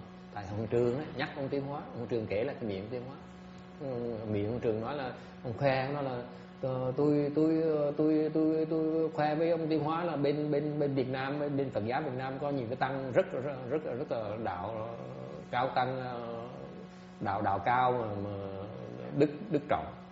So in Vietnamese Buddhism we have a lot of high level sanghas who are very virtuous, okay, very famous, very virtuous, and he's one of them. That monk who burned himself up. Để nói cái ông đó, Quảng Đức đó, cái ông đó là ông rất là nổi tiếng, có rất là nhiều người theo ông, đạo đức rất là cao. So Master Shen Hoa, you know what he said? Biết Viên Hoa nói sao?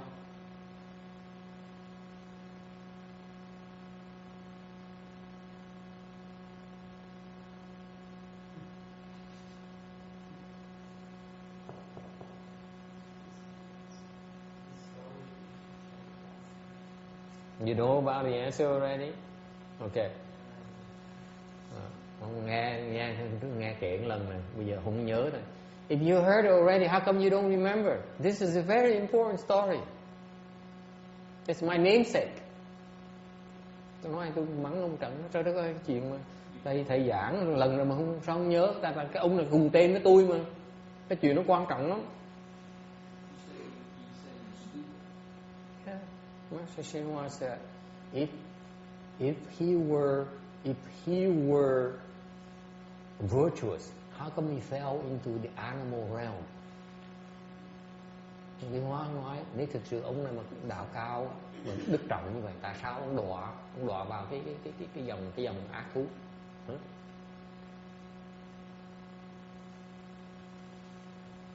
Nếu có đạo đức thì sao mà đọa được? If you're virtuous sangha, how can you fall?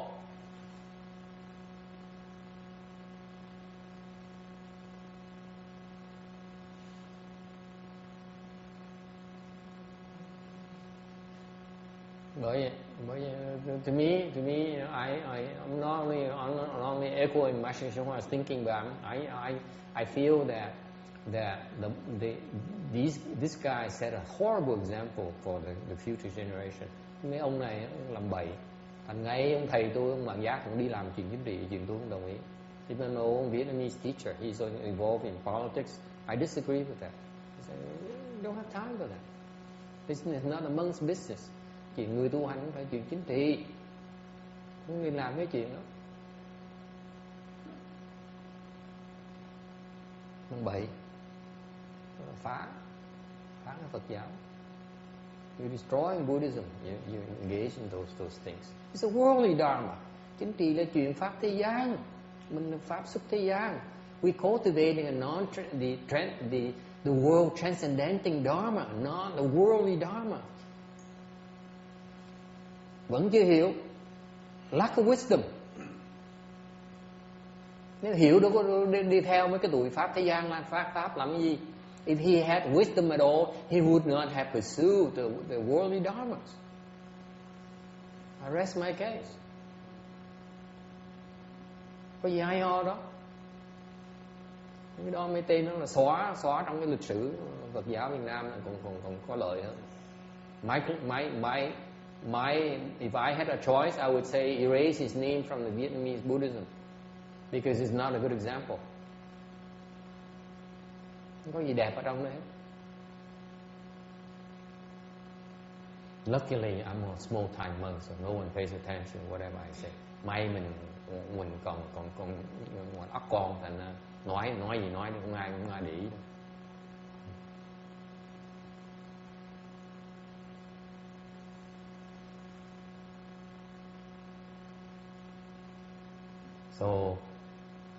So personally, I'm struggling to try to cultivate non-transcendental dharma. Đối với cá nhân tôi là hết sức để mà lo tu pháp xuất thế gian. Đâu có đủ thời giờ mà tu pháp xuất thế gian, mình không có thời giờ mà lo đi làm chính trị, lo mấy chuyện pháp thế gian làm cái gì.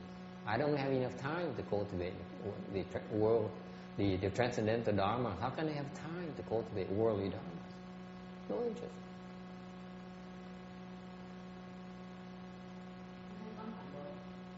Okay, she disagrees with me.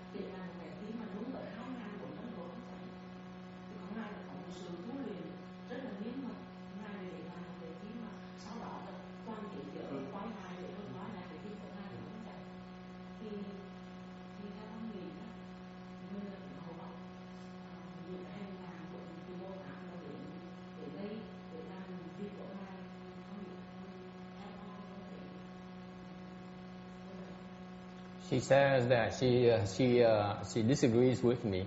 She says that based on her understanding of this monk's story, he became fully ordained at the age of 21. Then he was in solitude, practicing solitude in the mountains for 3 years, and he's never greedy for fame and or for disciples, and he never joined any particular association. And when he passed away, he left a lot of poetries and a lot of teachings that are really wonderful. In particular, his heart was intact, did not burn. So she feels that this is a bodhisattva who came to help Vietnamese Buddhism. Okay.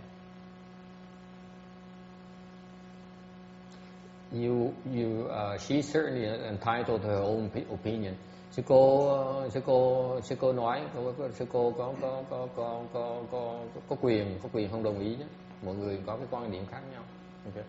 So I allow her to disagree with me, but for this one time only. Điều cho phép của cô không đồng ý một lần nữa nha. Because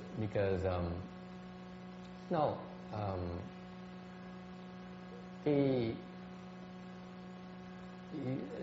just kind of remind me of Carol. Nhắc nghe chuyện sư cô mà nghe giống như nhắc cái chuyện mà cái cô mà thầy dạy tiếng Tàu sư cô vậy, quý sư cô vậy. Carol is enamored with the Tibetan Dharma. Cô đó cô mê nể cái pháp Tây Tạng dễ sợ.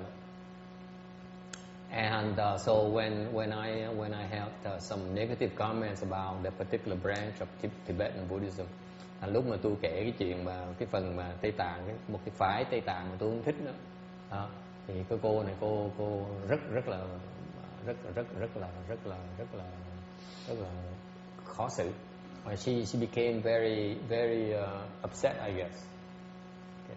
I never could recover from it. Đều không có. She'll be here tomorrow. Okay, we don't need to show her this. Okay. Không sao. Nói ngày mai cô tới, ngày cô tới mình đừng nhắc cô cái chuyện ngày nay mình nó xấu cổ. But what I'm trying to get at is that in her case,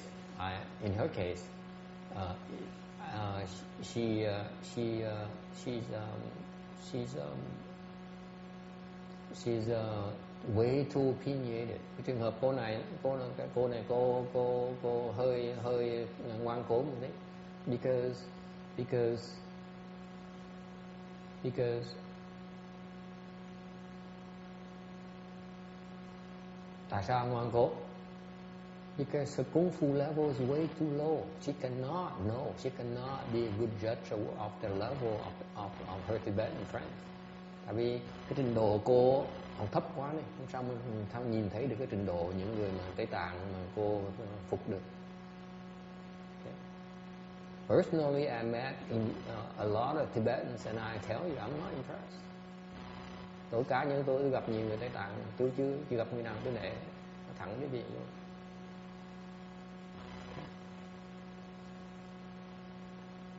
Same thing in Vietnamese. Người Việt Nam cũng vậy, tôi chưa gặp người Việt Nam mà tôi nể.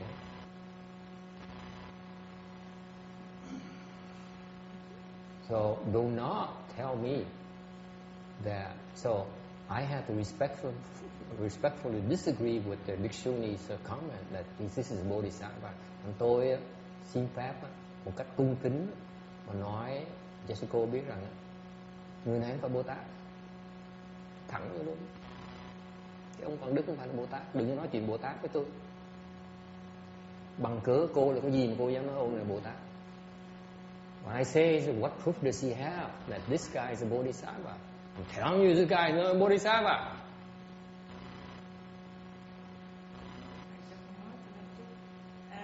Nói chung ra là con hiểu là từ chúng con trưởng thành trong đất nước Việt Nam đó, thì tất cả những lịch sử ai cũng viết cái đẹp lắm, nhưng mà con mong rằng là trong tương lai sư tử ở Mỹ sẽ lâu lắm, có cái gì đó là đến mấy cái thư viện bên Mỹ là đọc về lịch sử Việt Nam rất là hay, cho nên thầy nói gì mà tụi con không hiểu, vì những cái điều không biết không dám nói.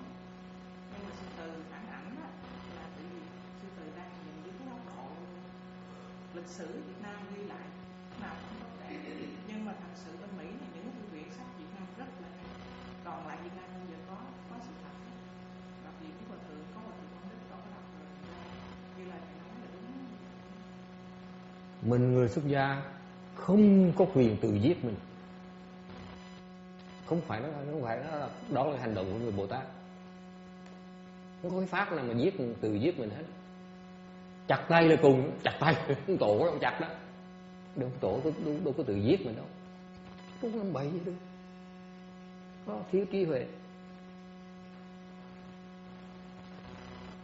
Mặc dù nó đẹp, nó có cái lý tưởng mình theo để mình đi tu, và người ta nói cái người có một cái đạo đức, để có con đường để tu như vậy. Đó là bước đầu thôi. Còn nếu đi theo con đường đó sẽ đọa như ông, không được, làm như tầm bậy. Không phải là đường tu chân chính, mà chánh pháp, nó tu tầm bậy. Xong cái công ông rất lớn, tại ông làm cho nhiều người ta phấn khởi, như sư cô ta phấn khởi, có một cái lý tưởng hay, rất cao đẹp, nhưng đều cái pháp nó trật, nó tai hại cho đó, nó trật, không thể nào tu cái pháp đó được. Mình ngay người ngũ giới không có quyền tự sát mình, không có quyền. Đừng nói chuyện người sư nữa. And she says that the Indian said that she disagrees with the short one because if she has a chance to look at the English literature on the particular monk story, it's not as idealistic as it sounds, as it is recorded in the Vietnamese thing. I don't know. I don't care about either cases. I'm telling them that in the Mahayana Dharma, there is no such dharma as to killing yourself. It's a big no-no in Mahayana. You have to learn to respect life. Cái đại thừa là phải tôn kính cái cuộc sống của tất cả chúng sanh. Sao mình tự giết một người chúng sanh được? In Mahayana, we cannot kill any single living being that we can help it. Bất cứ chúng sanh nào mình cũng có quyền giết được. Làm sao mình có thể tự giết mình được? Vô duyên.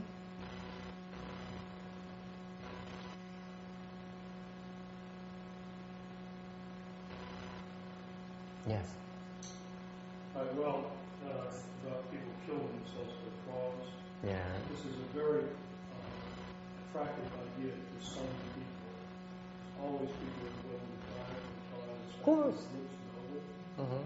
But what's much harder is to bear the burden, take the punishment, take responsibility, and live to carry something. Yeah. It's a lot harder than dying. Yeah. It's not over with. Yeah. It's instantaneous. There's an end to it, whereas the other is agonizing, much more agonizing. To live for it, it's hard. Yes. No, it's just more noble to live for it. Hôm nay ông nói với người da trắng, phương diện người da trắng á, có cái lý tưởng mà chết thì theo lý tưởng, hy sinh cái mạng sống thì lý tưởng, cái chuyện rất hay, nhưng đều ngược lại với một cái cảnh khác á, mình sống trong cái cực khổ, trong tranh đấu đó nó có ý nghĩa hơn, nó khó hơn nhiều. Yes, another. Yeah, this reminds me of in Tibet, the Chinese are pressing the Tibetan people, using it, trying to get rid of Buddhism, and now there's a lot of talk about fighting back against that, and the left-wing people are starting to try to attack China. They're taking to the streets. Yeah. They're fighting the security forces. And the one left-wing person, the one who wise, I think he's been in prison for like 10, 15 years. He says, this is really, if you understand Buddhism, this is our retribution. Yes. Accept it. Yes. Oppression is our retribution. And not protest it, because as soon as we understand that and we accept it, then we'll pass through it. Thank you. Ông nào ông giảng cái pháp Tây Tạng á, ông nói bên phía Tây Tạng á, tụi chính phủ tàu nó qua bên Tây Tạng, nó đàn áp Tây Tạng, xong nó bây giờ nó đuổi Tây Tạng, Tây Tạng ma chạy ra, bây giờ tụi nó qua, bây giờ tụi Tây Tạng bên Phật giáo Tây Tạng bây giờ có chuyện kháng chiến lại, bây giờ quay truyền hình nó coi là mấy sư với ni Tây Tạng ra ngoài đường biểu tình với đánh lộn với là công an. Ok, thì ông mới kể rằng á, những cái người mà Tây Tạng ta lớn tuổi hơn á, mấy cái vị cao tăng Tây Tạng, khi ta ở tù 10 năm rồi ta ra, ta không còn, ta không có than phiền, ta nói là cái này là cái nghiệp chúng tôi phải trả, cái nghiệp báo mình phải trả, cái đó là kia về đó. Còn chứ còn tranh đấu là đâu phải chuyện của mình. Yes. I feel that when you're cut off a part of your body, that's a form of self-killing. That's not. Ok, bà mới nói là chặt một cái phần của mình đó, cái cơ thể mình, cái đó là gọi là bà coi đó cũng tự sát. It's not an end yet, honey. It doesn't come to an end yet. It's slightly different. There's a mutilation part where actually you're breaking precepts when you do that. But it's not killing yet. Tại bà nói như vậy, and bà nói đúng. It's a form of killing, but it's not killing yet. So you still violate the killing precept. Bà nói nếu mình tự chặt tay, mình tự hại cơ thể mình này, thì cái đó là một cái mình muốn đừng phạm cái giới sát. Tôi nói đúng.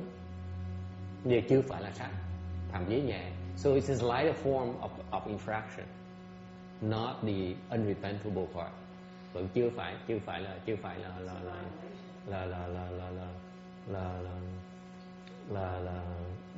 bất không vẫn còn sám hối được. Chứ còn khi mà trong cái luật tỳ kheo ni nói chứ vì nhớ chắc cái gì, mình không có quyền sát sinh, mình không có quyền giết ai hết. Giết á là tội cắt cổ. Nó sâu xa như vậy. Lý tưởng không có quyền giết. Whatever you do, you are not allowed to take another person's life, including your own.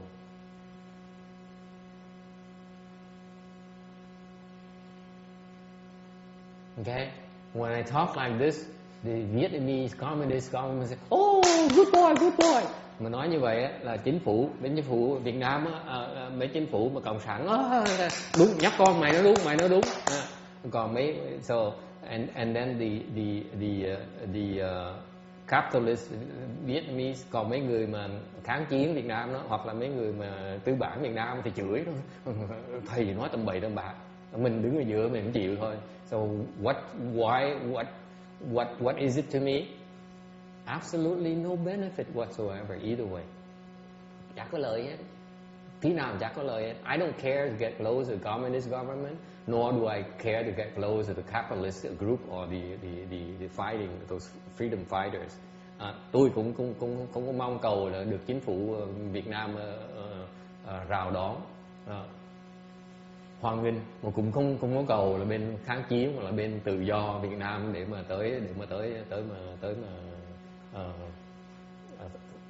để thân cận họ nữa. Don't care. I'm only speaking Dharma, chỉ nói pháp thôi. Cái gì đúng mình nói, cái gì mình hiểu mình nói thôi, chứ còn chuyện cái gì làm là chuyện quý vị làm, chuyện tin hay không tin là chuyện của quý vị. I only speak Dharma. Whatever you want to do about it, or you want to believe, or take whatever you can use, is your problem, not mine. Okay? And you do not need to agree with me. Mình không cần phải đồng ý với nhau. Mình chỉ nói pháp, mình trao đổi ý kiến pháp, trao đổi pháp với nhau thôi. So we're exchanging Dharma. That's all we do. There's no right or wrong. You have to decide for yourself. Mình trao đổi ý kiến, mình trao đổi cái pháp với nhau. Ai đúng hay sai là quý vị tự quyết định lấy. I'm not forcing it down your throat. Tôi không bắt quý vị phải nghĩ như vậy. Okay? Tôi không bắt quý vị phải làm như vậy. Tự suy cái gì đúng thì mình làm, cái gì mà sai thì đừng có làm. So whatever you think is proper, then do it. Whatever is improper, don't do it. That's all. All right. All right. Anything else?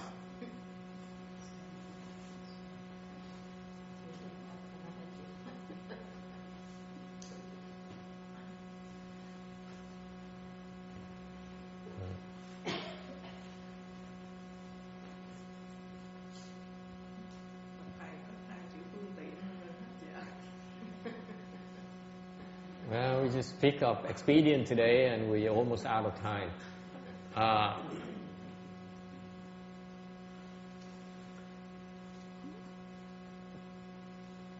Okay, any other questions, comments? Ai có muốn thắc mắc hay có ý kiến gì khác không? So, you still haven't answered my question. Yes. Yeah, it just reminds me of a story a long time ago. Some people wanted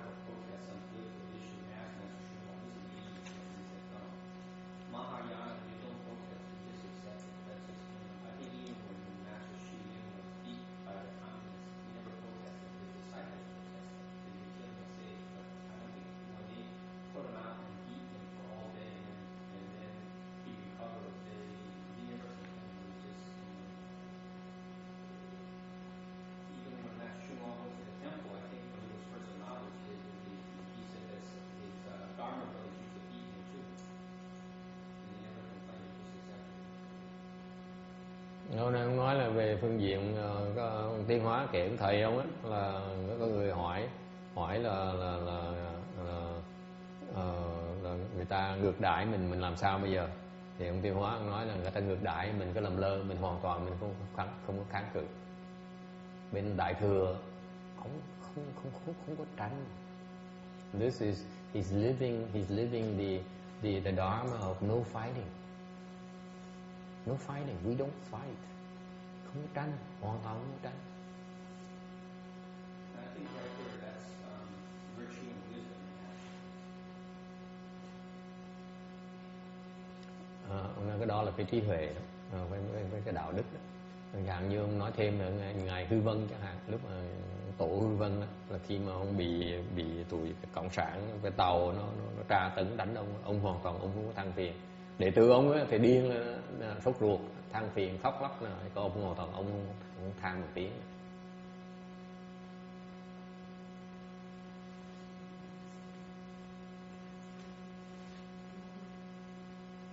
Anything else? Yes. Ai thắc mắc gì nữa không?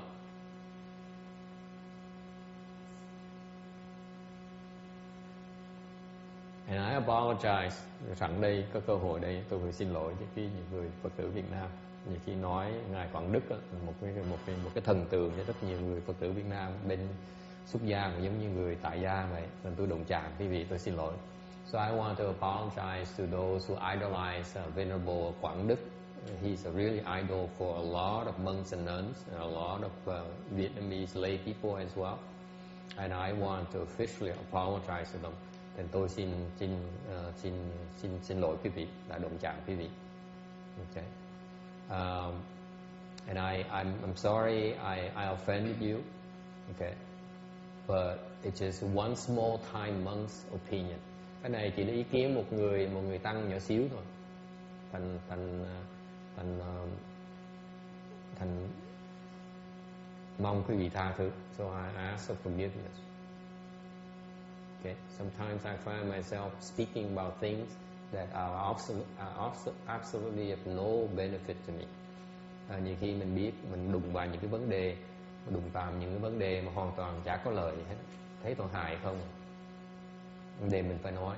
But sometimes I find myself I need to speak out about those things and let the future let people decide for themselves. Thành nhiều khi mình có cần có một cảm mình nghĩ rằng mình có cái trách nhiệm là phải phát biểu ý kiến của mình thôi, tư tưởng mình thôi. Còn tin là chuyện quý vị, không là chuyện của tôi. Whether you believe or not, you agree or disagree or not, is your personal decision. It's none of my business. Okay, but it still is a fact that I offended a lot of people today, and I want to apologize to those people.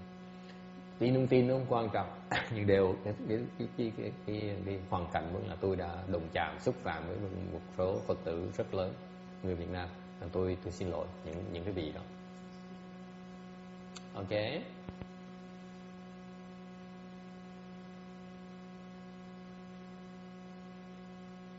Chỉ mình phát biểu ý kiến thôi, không cần phải đồng ý với nhau. Okay. All right. Anything else?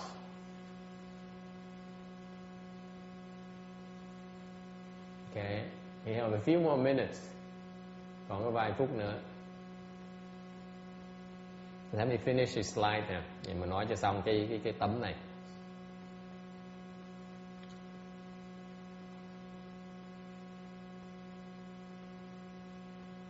Những người Bồ Tát á, the Bodhisattvas, they have no mind of love, have no views. Người Bồ Tát, cái tâm người ta không còn tình ái nữa, không bị cái kiến hoặc nữa. And they use a mind of free of love and free of views to adorn the Pure Land. Vì cái tâm mà không bị chấp trượt về cái luyến ái, vì không chấp trượt về những cái kiến, những cái tà kiến, để trang nghiêm những cái quả trình độ. Okay. And with the same kind of mind, they use it to accomplish living beings. dùng cái tâm trí huệ đó để mà thành tựu những tất cả chúng sanh.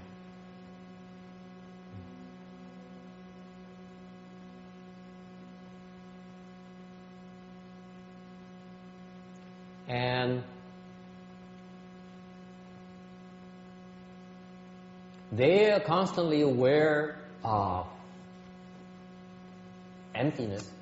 Họ hiểu được, họ thông đạt được cái không, họ thấy được cái không. The more advanced ones, những cái người có trình độ cao hơn một tí, là họ không chấp tướng nữa. The more advanced bodhisattvas are not attached to marks. And they practice no action dharma. Và họ cái pháp họ là pháp vô tác.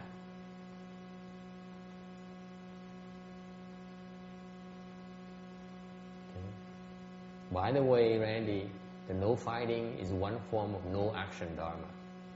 Chẳng hạn như hồi nãy mình nói với ông Randy, nói ví dụ như ngài Tiến Hóa nói cái chuyện vô tranh đó, cái pháp vô tranh đó chỉ là một cái ví dụ của cái pháp vô tác thôi. Vô tranh là một cái phạm vi rất nhỏ của cái pháp vô tác. Okay, and so they are constantly mindful of Mahayana. Những cái người này, người có trình độ này, người ta giữ chánh niệm với cái chánh pháp.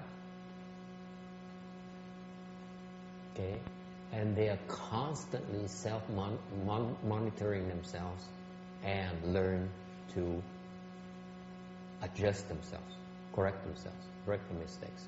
Họ cứ tự xét ở cái hồi quang phản chiếu, họ tự sửa lại cái lỗi lầm của mình. Okay. Đó là cái pháp tu của những người có trình độ, có trí huệ. And this is the dharma of those who understand, who have wisdom. Okay. They are constantly correcting themselves relentlessly. Họ tự sửa đấy mà không biết mệt mỏi. Cái đó là cái huệ giải. That is wisdom liberation. Liberating through wisdom. If you don't do it, nếu không tu cái phương tiện pháp đó, thì cái đó gọi là bị huệ trượt. If you don't practice that self-introspection and mindfulness of the proper dharma, then you are bound by your wisdom. Questions, comments? Có thắc mắc gì không? Do you have Chinese class today? Tomorrow Chinese class? She's coming tomorrow? Okay. Ngày mai mới có lớp tàu, còn chiều nay không có lớp tàu.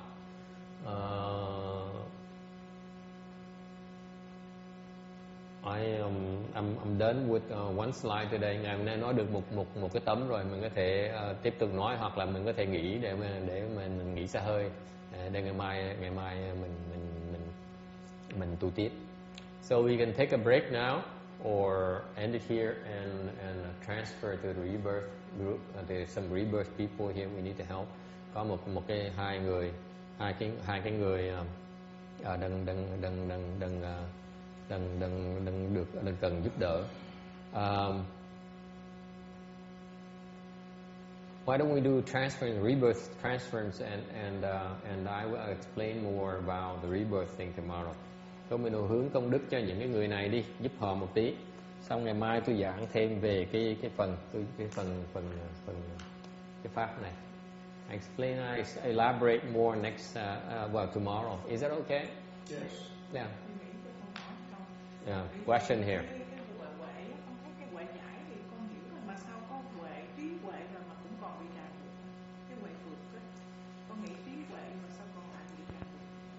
She's saying that she understands about the wisdom liberation, but what about the wisdom bound? The wisdom she does not understand. How come yes, wisdom is still bound by it? Tại sao có trí huệ mà vẫn bị buộc như thường, bị phượt như thường? Phượt là buộc. Tại sao vậy? You have to help me. Ai giúp tôi được không? Tại sao có trí huệ? Một khi có trí huệ, tại sao vẫn bị cột như thường? How come you have wisdom and you still bound? What kind of wisdom is that? Cái là huệ đó là hỏi gì? You're bound by truth. See, right now I think we're bound by ignorance. Bị cột vì cái sự thật, còn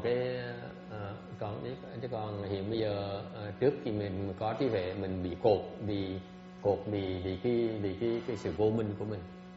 That sounds pretty good, but it doesn't make any sense. There's states of consciousness beyond wisdom. Huh? There's states of consciousness beyond wisdom. And you're bound by your wisdom, which means you haven't surpassed that state. You're still being controlled by the level of wisdom, thought. The wisdom's connected with thought. You're close. Okay. Anyone else? Nói là cái huệ đó. Anyone else?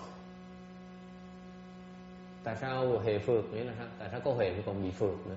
Huệ mà còn bị cột nữa? Cái huệ chắc nó hơi không được sáng. So he says this wisdom is not too bright. Huệ ngu sáng hay là huệ ngu hả? Huệ tối hả? So I said, so this is a dark wisdom, like Darth Vader, the dark side, có huệ mà bên tụi tầm bậy hả? The fun kind, cái huệ này vui á. I said, what's the fun kind of wisdom? What do you think? Thầy giúp cho con mắt tưởng được cái đúng không? Nếu vậy thì nếu huệ phượt thì mình có thể ví dụ là cái huệ của thế gian không, còn huệ giải là huệ xuất thế. Huệ đâu phải là thế, cái này huệ nó là huệ xuất thế gian rồi. She said, let me venture an explanation. This wisdom here, is that the worldly wisdom? No, I said when I did specify earlier, this is transcendental wisdom already. This is not worldly wisdom. Cái huệ thế gian đó có gì gọi là huệ? Huệ thế gian gọi là khôn, là thông minh. I'm saying the worldly wisdom is basically can be equated to be intelligence or to be smart. Yeah. But it's not wisdom. Tại sao? Anyone else? Tại sao vậy? You see, I'm waiting. It's a good thing she asked. Cái này là câu hỏi tôi mới nói, còn tôi biết cái này không ai hỏi tôi không nói. Because I know this is a thing that I purposely left out so that you see who wants to understand. Why is the wisdom is still bound?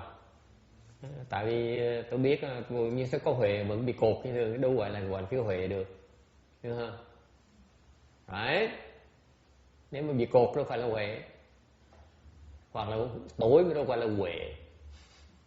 Tối là hắc ám. So the dark wisdom is not called wisdom, it's called evil. The devil. Cái huệ gì? Yes. Tại vì vô thường. What about impermanence? What does impermanence have to do with being bound by wisdom? Tại nó vô thường, nó có liên quan tới bị huệ phượt.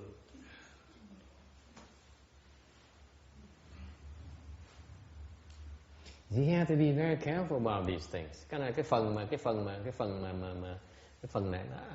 này là phải có người giảng cho rõ ràng thì mới hiểu được, chứ đọc sách hiểu được. This is because all the words are the same when you read from the books. Wisdom is wisdom, right? No, it isn't. Huệ đâu phải là huệ không? Huệ nó có trình độ khác nhau. Nếu mà huệ mà tối không phải là huệ được. First of all, if wisdom is dark, it's not called wisdom. It's called evil. Or stupidity or ignorance. Okay? Huệ không thể nào, cái huệ nó là sáng. Cái vô minh nó mới tối được. So that's first thing. Okay, wisdom has its brightness. Wisdom is clarity. Huệ là cái rõ, cái sáng, không thể nào tối được. Then, but wisdom has many levels. Cho nên cái huệ nó có nhiều cái trình độ khác nhau. Ngay những ngài Bồ Tát đi nữa, cái trình độ huệ của ngài Bồ Tát nó khác nhau lớn không thể tưởng được. I'll give you an example of the different levels of wisdom, even in the Bodhisattvas. The Bodhisattvas are basically of two groups. Bồ Tát có hai cái trình độ, hai cái nhóm. The small Bodhisattvas gọi là tiểu Bồ Tát với đại Bồ Tát, and the big Bodhisattvas or the great Bodhisattvas. The small Bodhisattvas, những cái tiểu Bồ Tát á, trình độ còn thấp, cái huệ nó còn thấp dễ sợ. Their wisdom is low. They enlightened, they have wisdom and so on, but their wisdom is not that profound. Cái huệ của những ngài tiểu Bồ Tát á, có huệ thiệt, để cái huệ nó còn kém, nó còn chưa được cái sâu xa. Chẳng hạn như kém chỗ nào? So what example? The small Bodhisattvas, their wisdom is not that deep, not that profound. In what way? In the use of expedience. Cái thiếu sâu xa về cái họ không biết dùng cái phương tiện. Đại Bồ Tát, phương tiện Đại Bồ Tát kinh hoàng. So the great Bodhisattvas and Mahasattvas, they use expedience incredible. You cannot tell where they are. Không cách nào mò họ được hết. Mới gọi là phương tiện Đại Bồ Tát. That's why they call Mahasattva expedience. Whereas the small Bodhisattva, the expedience is kind of coarse. Cái phương tiện của người tiểu Bồ Tát đó, nó hơi thô một tí. Còn mò ra được, còn đoán được, còn có nhìn thấy khuynh hướng đó. You can see the pattern in the small Bodhisattvas use expedience. Mahasattvas you cannot tell. It's impossible. Đại Bồ Tát mà dùng phương tiện, không cách nào mình thấy được hết. Mới gọi là phương tiện. Okay? So that's the Bodhisattvas. Even below that, ngay đó là trường hợp Bồ Tát với Đại Bồ Tát thôi. Dưới trình độ thấp hơn Bồ Tát đó, là tuổi thành văn. The two vehicles. They are the beings with wisdom. Đó, họ có trí huệ đó nha. Don't be fooled by my index finger, okay? Don't false think about my index finger. But what I'm trying to tell you is that the two vehicles have wisdom. Bên nhị thừa họ có cái trí huệ thôi á. Điều trí huệ nó còn thấp không thể tưởng được. But their wisdom is way too low. Way too low. Okay? It's called transcendental wisdom. Họ là cái huệ của xuất thế. Okay? Only in the sense that they escape birth and death. Cái huệ gọi là huệ thôi, tại vì họ đoạn được, họ liễu được sanh tử rồi, mới được gọi là huệ. So the wisdom here, they earn the nickname, the label wisdom because they ended birth and death. You have to have, quote, wisdom before you can end birth and death. Phải có huệ mới liễu được sanh tử. Thành ra cái trình độ họ khi mình tu hành á, mình liễu được sanh tử là mình đạt được cái huệ, mới gọi là cái huệ đầu tiên. So that's why when you cultivate, and the first level wisdom you obtain is when you can end birth and death. Before that, it's not called wisdom. Trước đó chưa phải là huệ.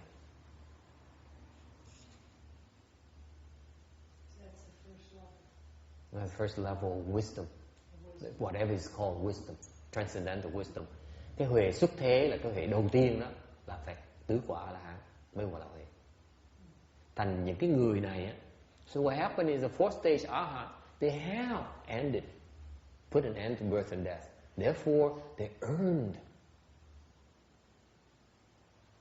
the title, or they earn the recognition that they have some transcendental wisdom. However, that wisdom is absolutely useless. Ngược lại, cái trí huệ những ngài A-la-hán đó nó quá eo hẹp đi. Mặc dầu họ liễu được sanh tử, nhưng họ chỉ liễu được cho thân họ thôi, chứ không liễu được cho người khác. They can only end their own birth and death. They cannot end yours. Cô nghe cho rõ chưa? Họ liễu được sanh tử cho họ thôi, chứ họ không liễu được sanh tử cho cô, liễu được sanh tử cho tôi. Thành cái gọi là cái huệ đó huệ quá eo hẹp. Thành bên Đại Thừa mới cười khúc khích đó. Huệ gì đó, huệ mình tự lo thân mình, cái huệ cái gì hay ho đó. Bên người Đại Thừa mới nhìn họ nó là cái này đối với tôi không phải là huệ. And therefore the Mahayana people, they look at these arhats, the two vehicle people, the enlightened, the Bodhi, the Pratyeka Buddhas and the arhats say, you guys have no wisdom whatsoever because your wisdom is useless. Để họ mới dám chê, họ nói là những cái huệ này nó quá eo hẹp đấy, không có lợi được với ai hết á.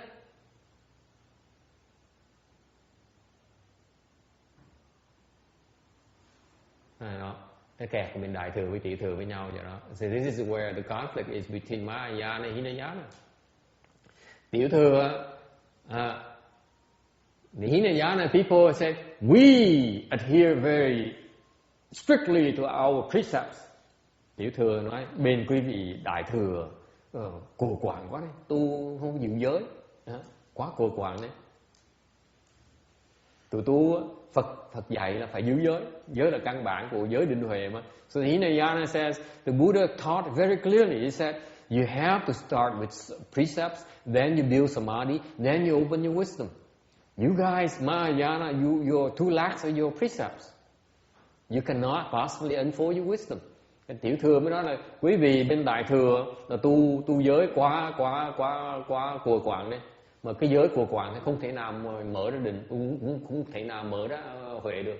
Thế quý vị đi trật đường. So they say you guys Mahayana are off the wrong tracks because you way too lax to the precepts. You have no foundation. Họ trách đúng. Họ nói là bên Đại Thừa cái giới nó quá cùa quạng đấy, thành không có căn bản để mà mở phát cái huệ. Đúng.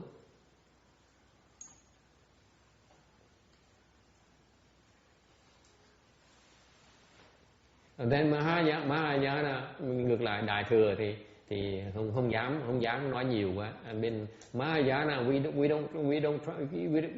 don't dare explain too much because when we explain too much we get in trouble.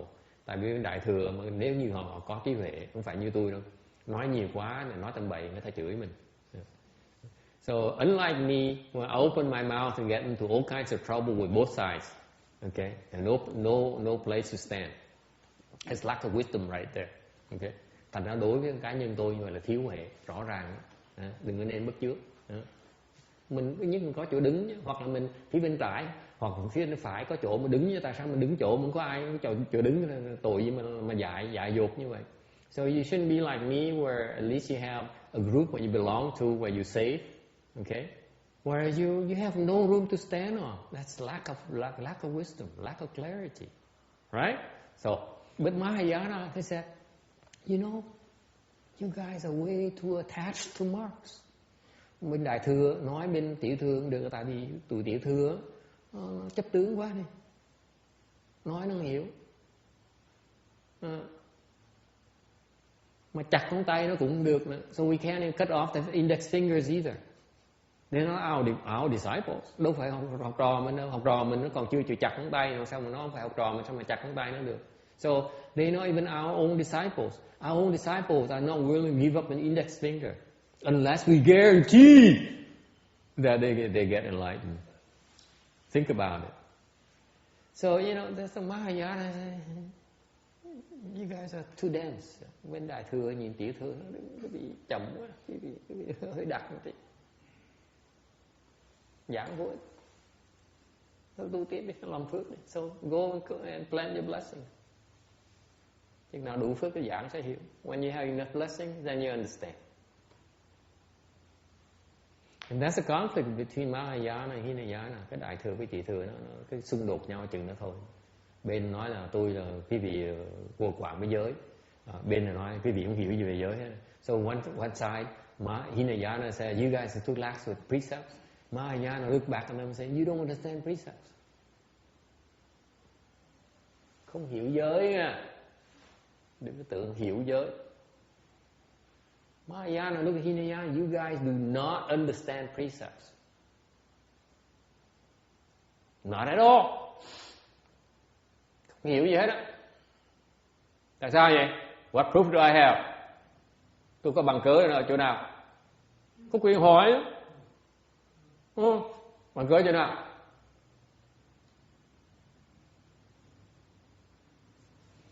When I explain the Vimalakirti Sutra, then I will explain where the proof is.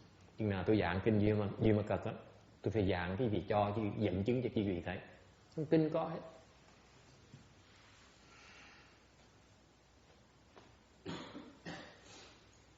Lots of sutras I need to explain. Thấy không? Nhiều kinh cần giảng dễ sợ lắm. Mà giảng ngày nữa mới một tấm, mà giảng 2 tiếng đồng hồ mà giảng chưa xong. 1 hour, 1 slide, it took me over 2 hours to explain this. And you want me to explain more sutras? Impossible.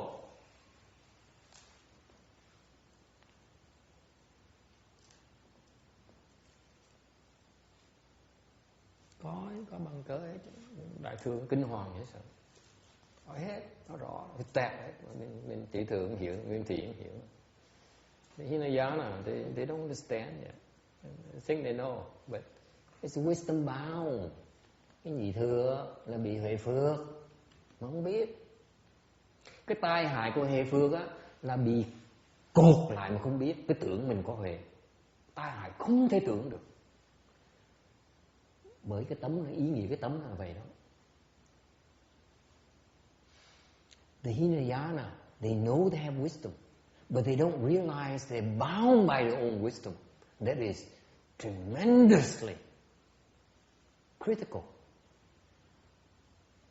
tremendously dangerous. They don't realize it. And that's the meaning. That's one of the messages I'm conveying to them today. Ngày hôm nay thì nói như chừng đó thôi. Nói trên trời dưới đất gì sao? Cái quan trọng nhất là phải nhớ rằng cái bên nhị thừa họ có huệ, để có huệ nó hay bị kẹt. So anything you get out of it at all, amongst all the controversy and all the nonsense I throw at you, I only want you to remember, all those people out there, that the two vehicle wisdom is bound, is limited. They're binding themselves.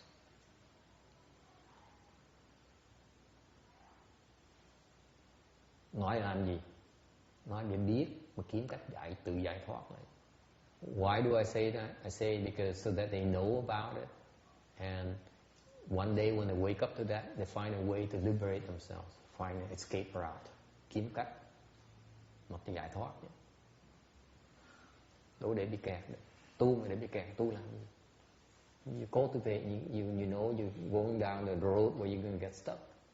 Why continue? Tu tiếp làm gì?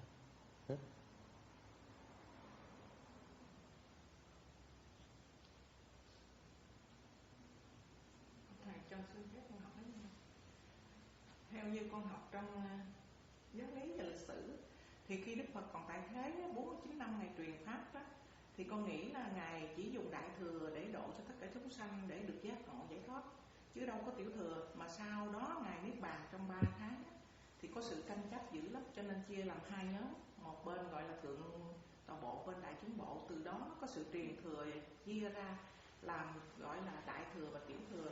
Vậy là như chúng con mà tu á, là phải bị sự ảnh hưởng, sự truyền thừa không? Chứ Đức Phật đâu có giảng tiểu thừa. She's saying that when the Buddha brought the Dharma to our world, he only taught Mahayana, he did not teach Hinayana. Cái đó cũng hoàn toàn không đúng. Tại vì ngài có giảng tiểu thừa nhé. It's not quite true because the Buddha did teach about Hinayana with a caveat. Vì lúc ngài dạy tiểu thừa là ngài có cảnh cáo, nói là cái pháp này pháp chỉ là pháp phương tiện thôi, chứ phải hoàn toàn tất cả pháp tôi muốn dạy. But what happened is when he taught Hinayana, he also gave him a warning as well. He said, this is an expedient dharma. It's not the full dharma I need to teach you. There's a lot more. Okay. Mặc dù ngài nói như vậy, cái lúc mà được cái người ta tu hành á, ta bị chấp vào cái phần hạ nó nhảy lên. Nó nói là pháp tôi là pháp cao minh nhất. So what happens when people cultivate, the self rears its ugly head. It says, the dharma I'm cultivating is the best dharma there is. So it's the cultivator's problem, not the Buddha's problem. Cái đó là tại vì cái người tu chứ không phải là cái ông Phật bị kẹt, người tu bị kẹt. Cho nên con nói là bị sự tiền